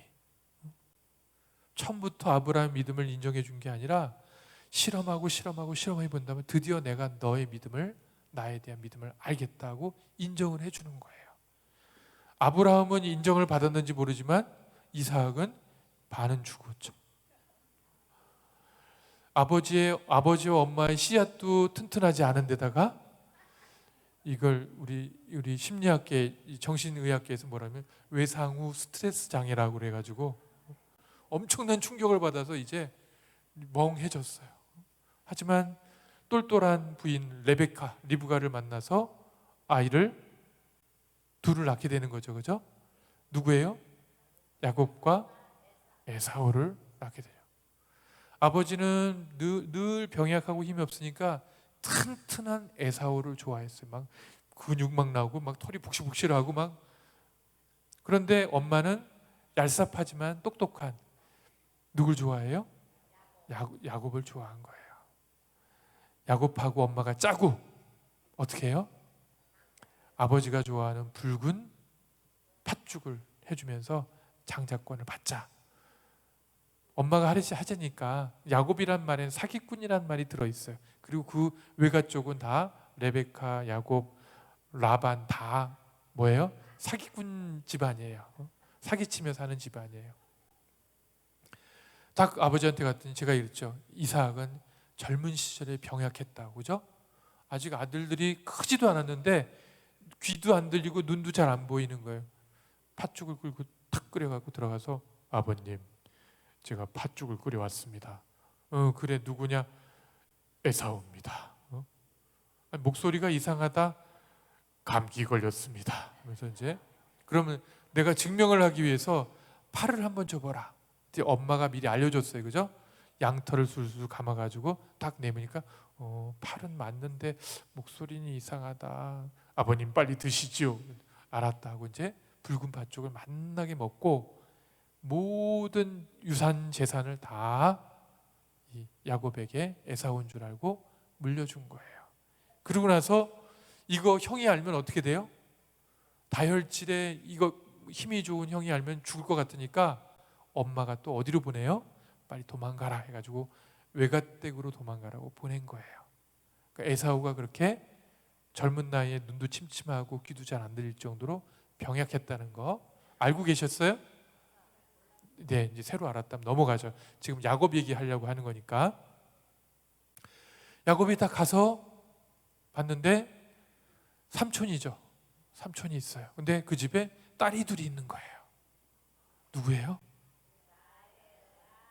아니, 첫째부터 얘기해요. 레아와 라헬이었어요. 그런데 보니까 라헬이 무지 이쁘게 생겼어요. 그냥 보기만 해도 심장이 쿵쾅쿵쾅쿵쾅해요.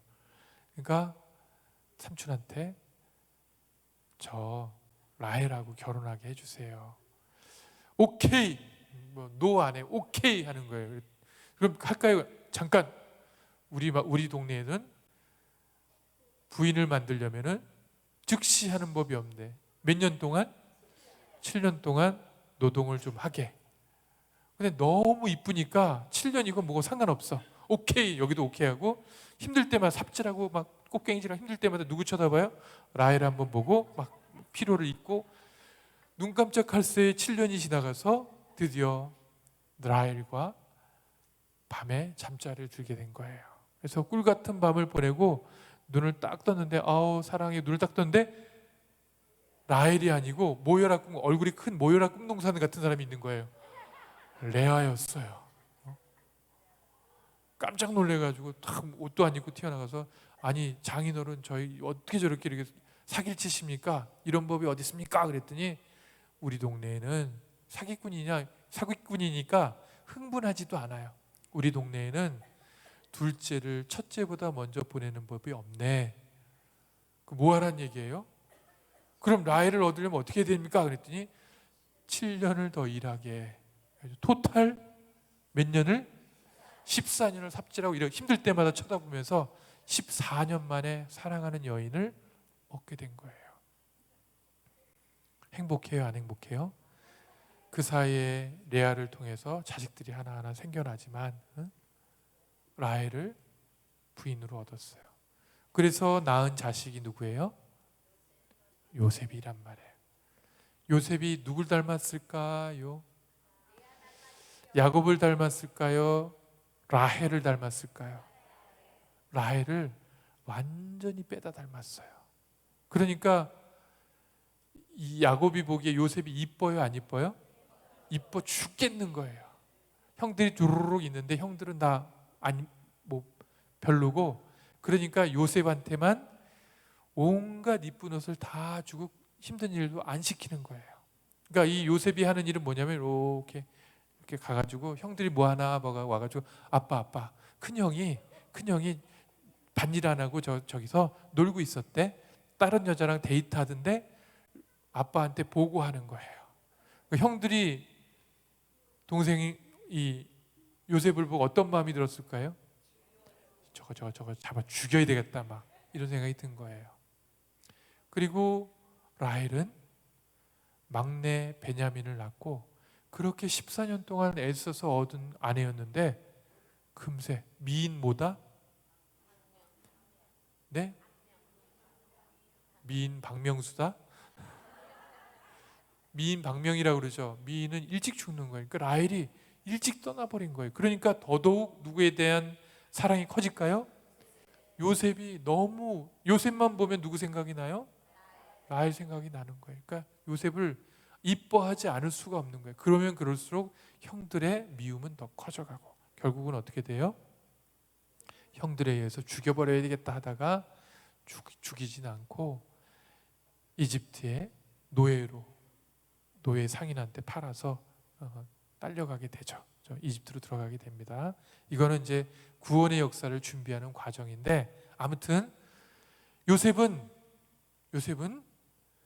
어렸을 때는 아버지의 편애를 받았기 때문에 아무것도 모르고 지가 최고인 줄 알고 막 이렇게 살았어요. 하지만 큰 일을, 죽음의 일을 당한 다음부터는 이제 나는, 내 목숨은 누구에게 달려있다? 하나님께 달려있는 거구나. 그리고 꿈 해석을 하면서 몇 번을 살아나고 결국은 어디까지 올라가요? 네, 국무총리 재상까지 올라가죠. 영의정까지 올라간단 말이에요. 그래서 요셉은 성서에 의하면 한 번도 하느님을 직접 본 적이 없는 사람임에도 불구하고 아브라함, 이삭, 야곱은 하느님을 만났어요. 씨름까지 했어요. 그런데 요셉은 하느님을 한 번도 본 적이 없음에도 불구하고 끊임없이 하느님께 희망을 가졌던 사람이에요. 그러니까 하느님께서 축복을 해주시고 죽음의 노예의 상태에서 재상의 위치까지 올려주신 거죠. 요셉이 능력이 많아서 그런 걸까요? 하느님의 은총 덕분이고 하느님의 은총에 끊임없이 의지했기 때문에 이런 일이 벌어진 거예요. 중간에 어려운 일도 있었던 거 아시죠? 누구? 전문 용어 좀 써도 될까요? 어떤 년이 유혹을 했어요? 잠 좀 깨시라고. 보티파르라고 있죠, 그죠? 요셉이 잘생겼다고 그랬죠. 누구 닮아서? 라헬을 닮아서. 근데 집안에서만 야곱만 반한 요셉이 아니라 객관적으로도 굉장히 절세의 미인이었던 거예요. 미남이었던 거예요. 노예로 팔려 들어가서 어렸을 때부터 노예 일을 하는데 여주인이 보니까, 여주인은 그 보티팔의 아내라고 그랬나요?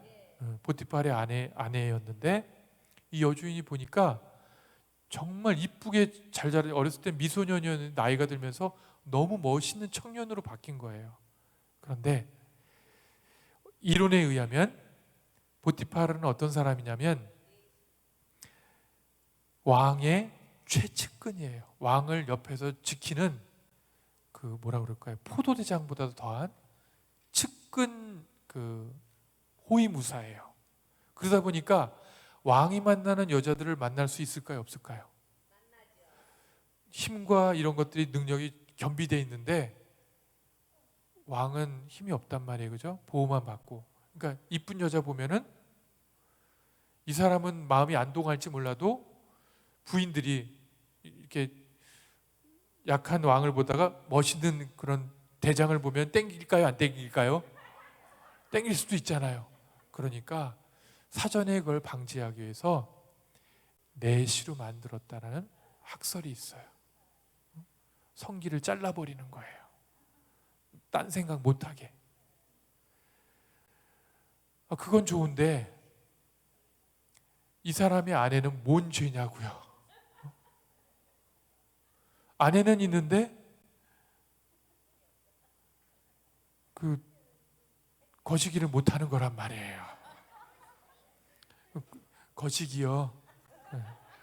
그러니까 이 부인이 욕구불만 상태가 많단 말이에요.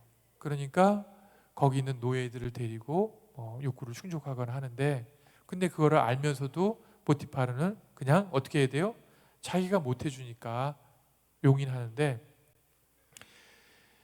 이 부인이 타겟으로 삼은 사람이 누구였어요? 그 노예 중에서 요셉을 택했단 말이에요. 근데 요셉이 너무 멋있어요. 근데 요셉이 하느님만 믿고 희망을 갖고 가는 사람이라 응해요? 안 응해요? 둘이 마주치지 않으려고 그래요. 그런데 어느 날 이 부인이 수를 써서 하인들을 다 나가 있으라고 그러고 단둘이 누구랑만? 요셉하고만 이렇게 있게 된 거예요. 요 전에 무슨 일이 있었는지 한번 말씀드릴게요. 요셉이 얼마나 이쁘고 잘생기고 훌륭한지 이 부인이 다른 귀족들한테, 귀족 부인들한테 자랑을 하고 싶은 거예요. 그래서 초대를 했어요. 대여섯 명이 왔는데 우리 집에 정말 괜찮은 노예 하나가 있는데 한번 보실라우? 그러면서 이제 앉아가지고 막 과일을 깎고 막 이러고 있는데 요셉 해가지고 그렇게 안 불러. 요셉 이렇게 불렀겠죠. 이제 저 멀리서 이제 예 마님 하고 탁 나오는데 그 나오는 자태나 이게 얼마나 멋있는지, 과일을 깎고 있던 여인, 그 귀족 부인 하나가 딱 과일을 깎다가 쳐다보고 깜짝 놀래가지고 비었대요. 그 외모가 얼마나 출중한지 과일을 깎다가 확 빌 정도로, 그것도 모를 정도로 깜짝 놀랐다는 거예요. 그 정도로 출중한 외모를 갖고 있었다는 거예요. 어떻게 이런 남자를 안탐하리요? 그래서 단둘이 만들어 놓고 요셉, 내가 내 말 잘 들으면은 너 출세시켜 줄게. 해달라는 대로 다 해줄게. 뭐 어제 많이 듣던 얘기죠, 그죠? 드라마에 나오는 얘기예요. 어? 근데 그때 그러시면 안 됩니다. 마님 그러시면 안 됩니다. 그러니까 이제 말로 안 되니까 어떻게 해요? 행동을. 일로 와. 하고 자꾸 이렇게 하는데 이러시면 안 됩니다 하면서 네, 제 연기가 훌륭한가 봐요. 탁 하는데 옷이 확 찢어진 거예요. 자꾸 막 늘어지고 하다 보니까 옷도 벗고 가니까 자기 옷을 지가 탁 찢은 다음에 종들이 멀리 있다고 그랬잖아요. 막 소리 지르는 거예요. 저놈이 나를 겁탈하려고 했다, 겁탈했다, 막 소리를 막 지르니까 이제 종들이 멀리 있다가 듣고 막 찾아오는 거예요. 요셉은 도망가고 자기 옷 벗어놓고 도망가고. 음모죠, 그죠? 자, 이런 일이 벌어졌고 이제 보티팔이 와서 판결을 내려야 되는데 종의 말을 들어야 돼요, 부인의 말을 들어야 돼요? 여러분들은 어때요? 진실대로 가야 돼요, 부인을 택할래요, 진실을 택할래요? 네, 누가 진실해? 요새 그런 일이 많이 뻥치시네. 진실은 노예 하나 때문에 부인을 이상한 사람으로 만들 수 없잖아요. 그러니까 결국은 뻔히 알아요. 저 여자가 그 욕구가 넘치는 여자라는 것도 알고 거짓말한다는 것도 알지만, 그래서 요셉이 감옥으로 잡혀 들어가게 된 거죠. 이렇게 어려운 일을 겪었지만 그래도 요셉은 하느님에 대한 희망을 잃었다, 잃지 않았다. 그래서 우리 신앙의 가장 모범적인 그런 샘플로 삼아야 될 그런 인물로 본다면은 요셉을 꼽아야 되지 않을까. 온갖 어려움 속에서도 하느님에 대한 희망과 끈을 절대로 놓지 않을 때 하느님은 어떤 어려움 속에서도 우리를 어떻게 해주신다? 이끌어 주시고 구해 주시고 극복할 수 있도록 도와주신다. 희망에 대한 말씀을 드렸고요. 믿음, 희망, 그 다음에 또 뭐가 있어요? 사랑이죠. 하느님의 치유법. 사람은 사랑받기 위해 태어났죠, 그죠? 사랑받기만 위해서 태어났나요? 사랑만 받고 사랑을 줄 모르면 뭐가 없어져요? 네? 네? 힌트. 네? 싸가지가 없어지죠. 우리가 여기 계신 분들이 보니까 어렸을 때 어렵게 살았기 때문에 자녀들을 금지옥욕으로 막 해주기만 한단 말이에요. 그렇게 하면은 어떤 일이 벌어지냐면 싸가지가 없어져, 버르장머리가 없어진다고. 받기만 할 줄 알고 줄 줄을 모르는 사람이 된단 말이에요. 그래서 자녀를 잘 키우려면 이미 다 키웠는지 모르지만은 사랑도 많이 주지만은 또 사랑을 줄 아는 법도 알려줘야 된다. 엄마 생일 며칠, 엄마는 이거 갖고 싶어. 엄마는 생일이 없는 줄 알아. 아니면 엄마는 생일 안 챙겨줘야 되는 줄 안단 말이에요. 그렇게 해서는 안 된다. 주고받고 하는 거를 정확하게 알려줘야 된다. 사랑은 우리 삶의 핵심이에요. 예수님께서 이 세상에 오셔가지고 제일 강조한 게 뭐예요? 첫째가 하는 계명은 내 마음을 다하고 정성을 다하고 힘을 다하고 목숨을 다하고 모든 걸 다해서 누구를 사랑하라? 한 분이신 하느님을 사랑하라. 그 다음에 이에 못지않게 중요한 것이 있는데 내 이웃을 내 몸같이 사랑하라. 제가 이제 다닐 때마다 강조하는 거는 사랑의 이중 계명이 아니라 사랑의 삼중 계명이에요. 조금 이제 낯선 얘기일 수 있지만 하느님 사랑, 이웃 사랑, 또 누구 사랑? 자기 사랑. 그런데 이기적인 사랑이 아니라 자기를 소중히 여기라는 말씀을 드리고 싶어요. 함부로 하면 안 돼. 그리고 사람의 마음이란 이상해가지고 자기 마음 속에 있는 걸 바깥으로 던져서 보는 사람이 있어요. 내가 배고프면은 장 보러 가가지고 장바구니가 어떻게 돼요? 가득 쌓이죠, 그죠? 내가 배부르면은 장 보러 가서 어떻게 돼요? 넣었다 뺐다 이러죠. 얼마 안 쌓인단 말이에요. 내 마음 속에 있는 것을 바깥으로 던지면서 한다. 이걸 갖다가 뭐냐면 투사한다라고 얘기하거든요. 화난 사람 눈에는 화난 사람이 너무 잘 보여요. 화내게 하는 사람이 너무 잘 보이고, 그러니까 뭐라고 하냐면 지가 화났는데 저 인간이 화를 내고 있다고 막 거기다가 덮씌우는 거예요.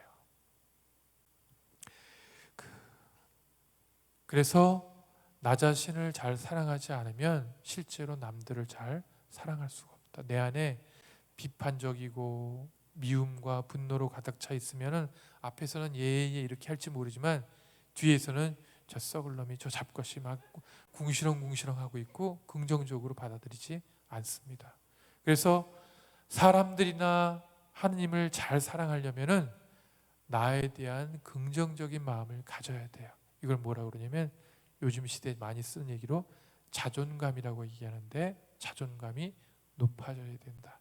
자존감이란 자기를 긍정하는 거고 내가 뭔가 할 수 있다, 잘할 수 있다, 이런 자기 효능감을 갖는 걸 얘기하는 거예요. 근데 신자분들은 대부분 희생해야 되고 겸손해야 되고 이런 얘기를 강조하면서 자기를 함부로 해요. 자기를 함부로 하면은, 몸도 마음도 함부로 하면은 이게 그대로 다른 사람에게 전달이 된다라는 거예요. 그래서 잘 사랑할 수가 없다. 하느님께서 이야기 하나 해드릴게요. 하느님께서 천사를 시켜가지고 한 영혼을 데리고 오라고 명령을 내렸어요. 천사가 쫙 지상에 내려가서 딱 보니까 쌍둥이를 낳은 엄마의 영혼을 데려오라는 거예요.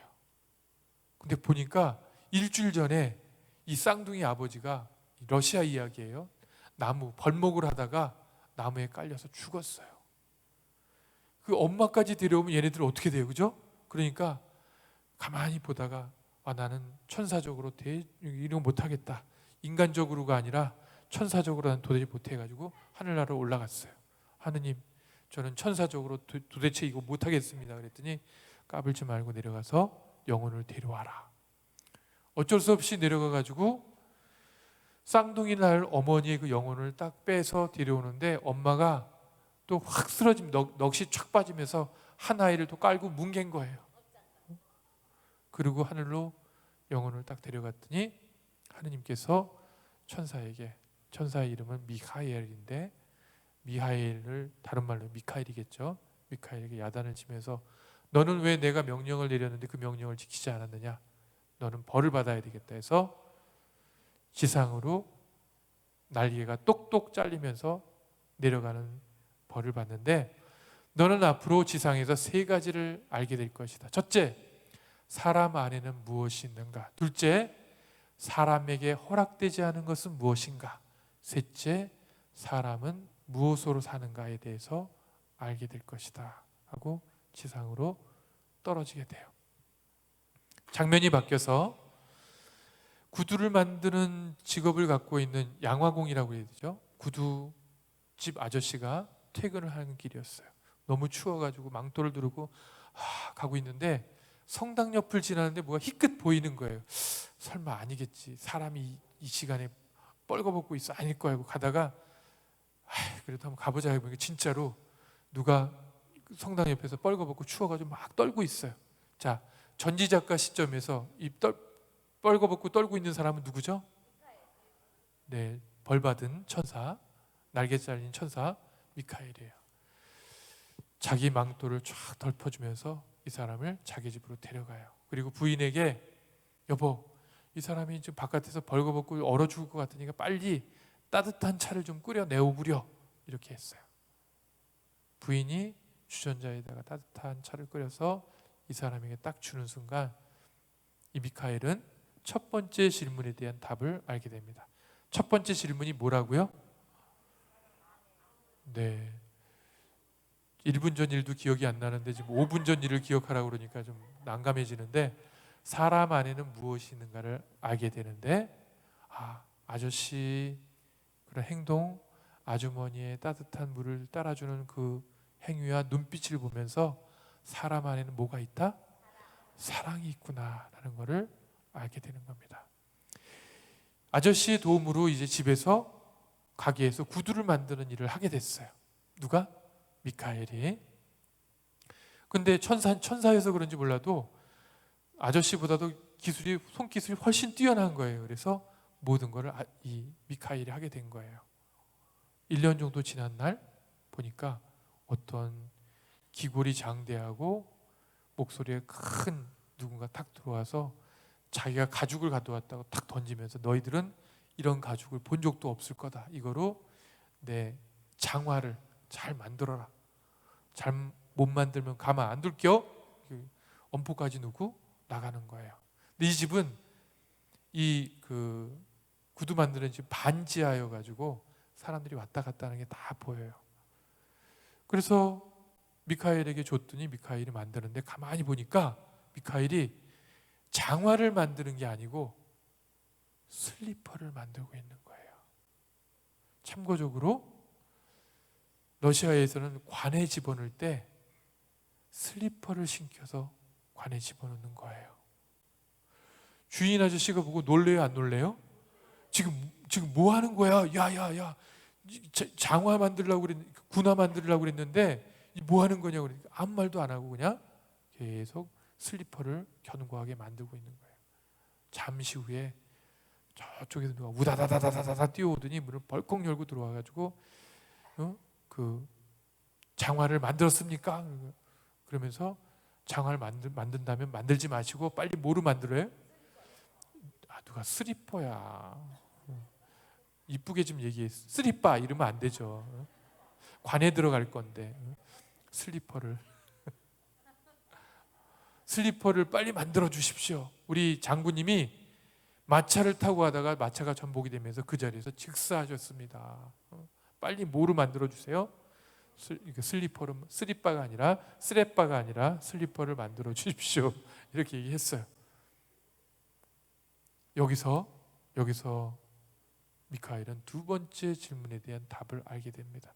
두 번째 질문이 뭐였죠? 조금 어려운데? 네? 그런 질문하지 말고 네가 하라고요? 사람에게 허락되지 않은 것은 무엇인가? 뭐가 허락되지 않은 거예요? 미래를 알 수 있는 것이 인간에게는 허락되지 않은 거예요. 자꾸 여러분들 미래를 알고 싶어서 점 보러 가고 막 사주 보러 가고 막 이렇게 하는데 인간에게 허락되지 않은 거예요. 그러면 미카엘은 어떻게 알았을까요? 아니에요. 장군의 뒤에 누가 반가 하고 있었어요. 네? 우리 식으로 얘기하면 누구예요? 검은 삿갓 쓰고 나타난 저도 검은 옷 입었는데 여기다 삿갓만 쓰면 어떻게 되는 거예요? 머리도 휘고 저승사자죠. 저승사자가 이 장군의 뒤에 이렇게 있었던 거예요. 데려가려고. 사람 눈에는 보여요, 안 보여요? 안 보여. 그래서 두 번째 질문에 대한 답은 뭐냐면 인간에게 허락되지 않은 것은 인간의 미래를 알 수 있는 게 허락되지 않았구나라는 것을 미카엘이 알게 된 거예요. 그로부터 한 4년, 5년이 지난 후에 구두를 이렇게 만지고 있는데 어떤 아주머니가 꼬맹이 둘을 데리고 오는 거예요. 근데 한 아이는 쩔뚝쩔뚝하면서 와요. 뭔가 느낌이 오죠?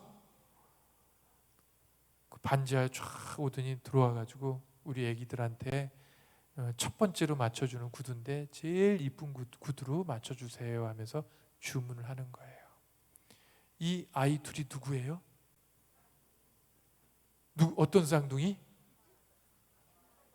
미카엘이 엄마의 영혼을 데려갔던 그 집의 쌍둥이 둘이 죽을 줄 알았는데, 잘못될 줄 알았는데 좋은 집에서 사랑을 받으면서 살고 있는 것을 확인하게 된 거예요. 그래서 세 번째 질문 뭐죠? 이 소설의 제목이기도 한데 뭐예요? 사람은 무엇으로 사는가? 무엇으로 살아요? 사랑으로 사는 것을 알게 된 거예요. 세 가지 질문에 대한 답. 첫 번째, 사람 안에는 무엇이 있는가? 사랑이 있구나. 사람에게 허락되지 않은 것은 무엇인가? 미래를 알 수 있는 게 허락되지 않았구나. 사람은 무엇으로 사는가? 사람은 사랑으로 살아가야 되는구나 라는 것을 천사가 깨달았다는 그런 이야기입니다. 톨스토이의 소설 사람은 무엇으로 사는가 간단하게 제가 요약을 드렸는데 사람은 사랑받아야지 생기가 돋고 사랑받아야지 살맛이 나는 거예요. 살아보니까 나이 들면 사랑 좀 안 받아도 되죠? 왜 화를 내세요? 알겠어요. 사랑을 죽을 때까지 갓난아기 때부터 죽을 때까지 끊임없이 사람은 사랑을 받아야지 사람답게 살아갈 수 있다는 것. 이게 바로 예수님이 말씀해 주신 첫 번째 가장 중요한 치유법이에요. 믿음, 희망, 그 다음에 뭐라고요? 사랑. 그 중에 제일은 뭐다? 사랑이 제일 중요하다. 그 다음에 이제 10분 남았으니까 우다다다다 하고 달려갈게요. 그 다음에 치유법은 뭐냐면 나눠주는 거예요. 나눠주는 거. 나눔. 왜 나눔이 치유법이지? 마태오복음 25장 31절에 보면 뭐가 나오냐면 최후의 심판이 나와요. 이거 언제 읽냐면 주로 장례미사 때 읽어요. 아시죠? 세상 끝이 되면은 하느님께서 양과 염소를 왼편 오른편으로 나누듯이 사람들을 왼편 오른편으로 나눌 것이다. 그리고 오른편에 있는 사람에게 이렇게 얘기할 거다. 너는 내가 배고팠을 때, 목말랐을 때, 나그네 되었을 때, 감옥에 갇혔을 때, 힘들었을 때 먹을 거 마실 거 주고 위로해 주고 찾아와 주고 해줬다. 제가 언제요? 뭐라고 대답해요?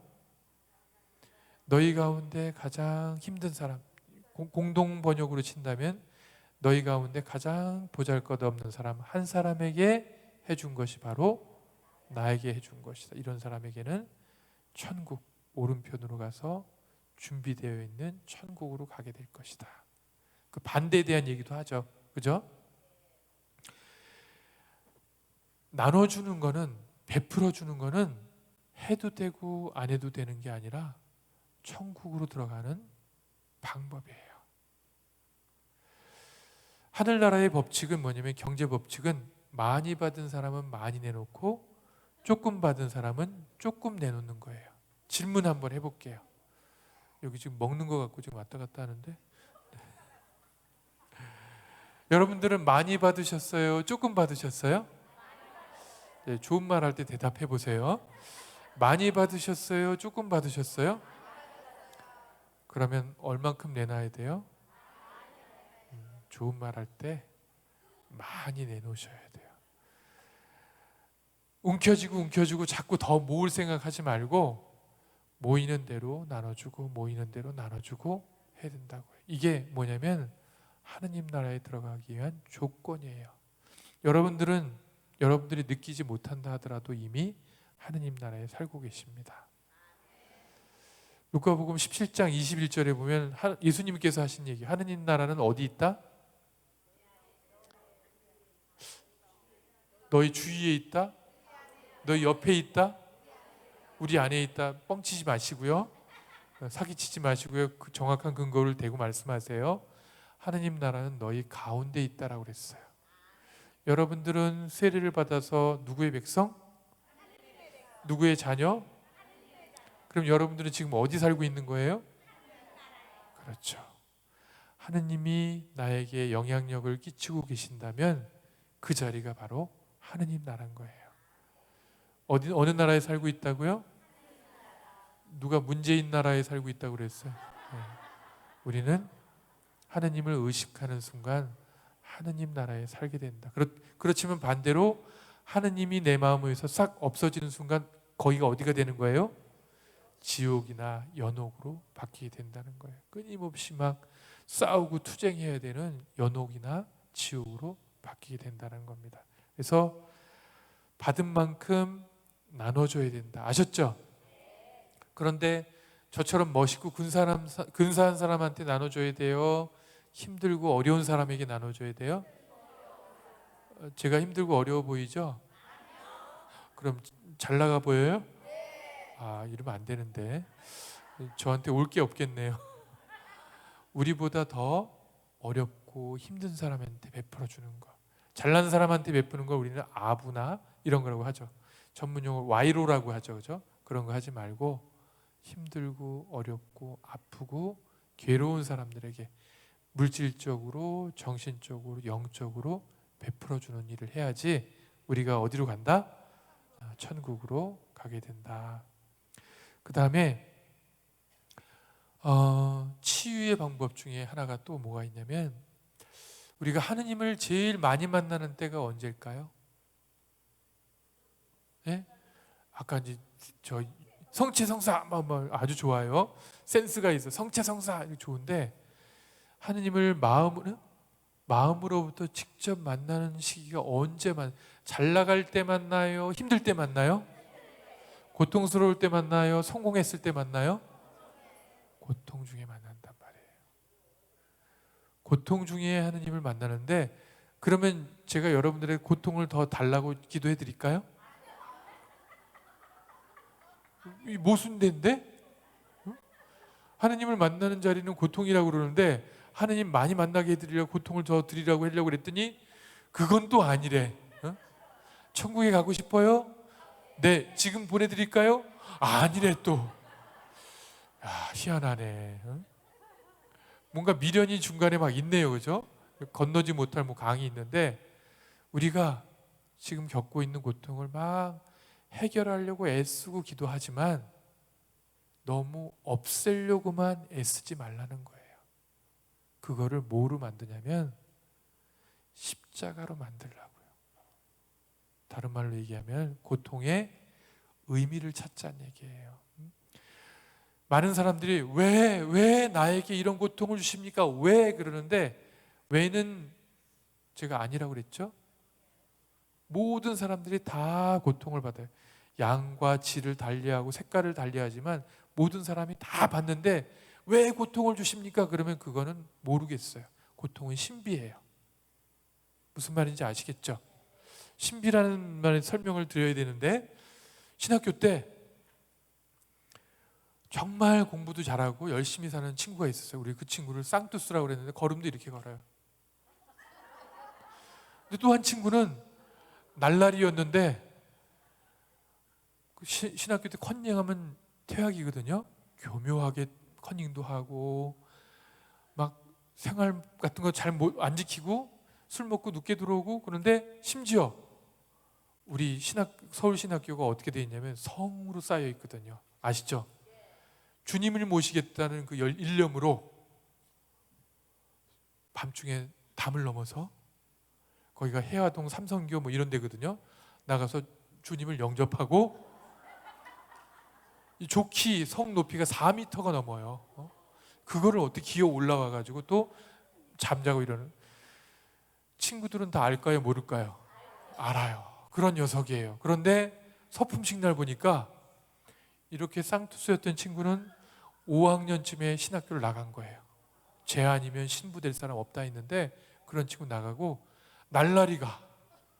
담 넘던 날라리가 같이 누워가지고 막 오소서 성령이 하고 신부가 돼서 만난 거예요. 그래서 우리 친구들이 가가지고 제 입방에 가서 그 친구를 딱 가르치면서 뭐라고 그랬냐면 너는 신앙의 신비다. 신비라는 말의 의미를 알겠죠? 그죠? 인간적인 머리로는 이해가 된다 안 된다? 도저히 안 돼. 그랬더니 어떤 분이 그 신부님이 지금 어디 있어요? 이렇게 물어보는데 절대로 알려줄 수 없습니다. 잘 살고 있습니다. 아무튼 고통은 신비예요. 우리가 다 할 수 있는 게 아니에요. 하지만 고통을 없애려고 막 이기려고 극복하려고 이렇게만 하지 말고 이 고통이 나에게 무슨 의미가 있을까? 하나님은 왜 나에게 이 고통을 주셨을까? 이거를 끌어안아 보려고 노력하는 거예요. 거기에 하나님이 엄청난 축복을 준비해 주고 계신 거예요. 예수님이 겟세마니 동산에서 뭐라고 그랬어요? 이 잔을 거둬 주십시오. 거둘 수만 있다면 뒤에 가서 뭐라고 그랬어요? 하지만 제 뜻대로 하지 말고 당신 뜻대로 하십시오 하면서 전 인류를 구하고 영원한 생명을 주고 완전히 난리가 났죠. 그죠? 그것처럼 우리가 겪고 있는 어려움이나 고통을 하느님이 주시는 십자가로 생각하고 기꺼이 받아들이고 의미를 찾는다면, 무조건 참으란 얘기는 아니에요. 거기 의미를 찾으면은 하느님께서 고통 뒤에 하느님도 만날 뿐만 아니라 축복을 미리 준비하고 계신다라는 거예요. 아셨죠? 네, 고통을 십자가로 만들자. 의미 있는 십자가로, 그리고 예수님과 함께 걷는 제자의 길로 만들자. 예수님과 하나 되는 길로 만들자, 이런 말씀 드리고 싶고요. 2분 남았으니까 하느님의 뜻이면서 치유법이 뭐냐면 항상 기뻐하십시오. 늘 기도하십시오. 어떠한 처지에서도 감사하십시오. 요 세 가지를 하는 거예요. 기뻐하고 기도하고 감사하는 거. 신부님, 기쁜 일이 없는데 어떻게 기뻐하죠? 그래도 좋은 말 할 때 그냥 기뻐하세요. 하느님의 뜻이에요. 기쁜 일이 있어서 기쁜 게 아니라 기뻐해야지 기뻐지는 거예요. 감사해야지 감사한 일이 생기는 거예요. 기도해야지 기도가 이루어지는 거예요. 다 누구에 의해서 이루어지는 거예요? 하느님에 의해서 이루어지는 겁니다. 마지막으로 인간적인 숙제를 하나 드리겠습니다. 뭐냐면 집에 가서 매일매일 12번씩 포옹을 하는 걸 숙제로 드릴게요. 신부님, 저 혼자 사는데 어떡하죠? 걱정하지 말고 만나는 사람마다 이렇게 포옹하면서 안녕하세요 이렇게 하시라고요. 포옹을 제가 한 얘기가 아니라 정신과 의사가 한 얘기인데, 가족 치료를 50년 넘게 했던 여자 정신과 의사 버지니아 사티어라는 의사가 한 얘기인데, 사람으로 생존을 하고 싶으면 하루에 4번 포옹을 해야 된다. 그리고 일상생활을 무난하게 보내고 싶으면 하루에 8번 포옹을 하고, 사람으로서 성장하고 발전하고 싶다면 하루에 몇 번? 12번 포옹을 해야 된다. 포옹을 하면 몸에서 뭐가 나오냐면, 누가 또 엔돌핀이래. 엔돌핀 말고 뭐가 나오면 옥시토신이 나와요. 이게 옥시토신은 사랑의 호르몬이라고 그래가지고 엄마가 아이한테 젖줄 때 많이 나와요. 그러니까 애 젖 빨면서 행복해지고 엄마는 젖 뺏기면서 행복해져요. 사랑의 호르몬이기 때문에. 그리고 제일 많이 나올 때가 포옹을 꼭 할 때 나오는데, 마음이 굉장히 안정이 되고 편안해져요. 그리고 살고 싶다는 의욕이 생기게 만드는 게 바로 이 옥시토신이에요. 집에 가서 하루에 12번씩 할 거예요, 안 할 거예요? 좋은 말 할 때 하시기 바랍니다. 제가 다음에 와서 숙제 검사 할 거예요. 아셨죠? 네. 치유법 잘 기억하시기 바랍니다. 믿음, 희망, 사랑, 고통 십자가로 받아들이는 거, 그다음에 나누는 거 말씀드렸고요. 마지막으로 기쁨, 기도, 감사와 함께 포옹을 숙제로 드렸어요. 아셨죠? 이랬더니 집에 가가지고, 야, 오늘 신부님한테 재밌는 얘기 들었어. 뭐야? 포옹을 하면 몸에서 옥시크린이 나온대. 막 이렇게 사기치지 마세요.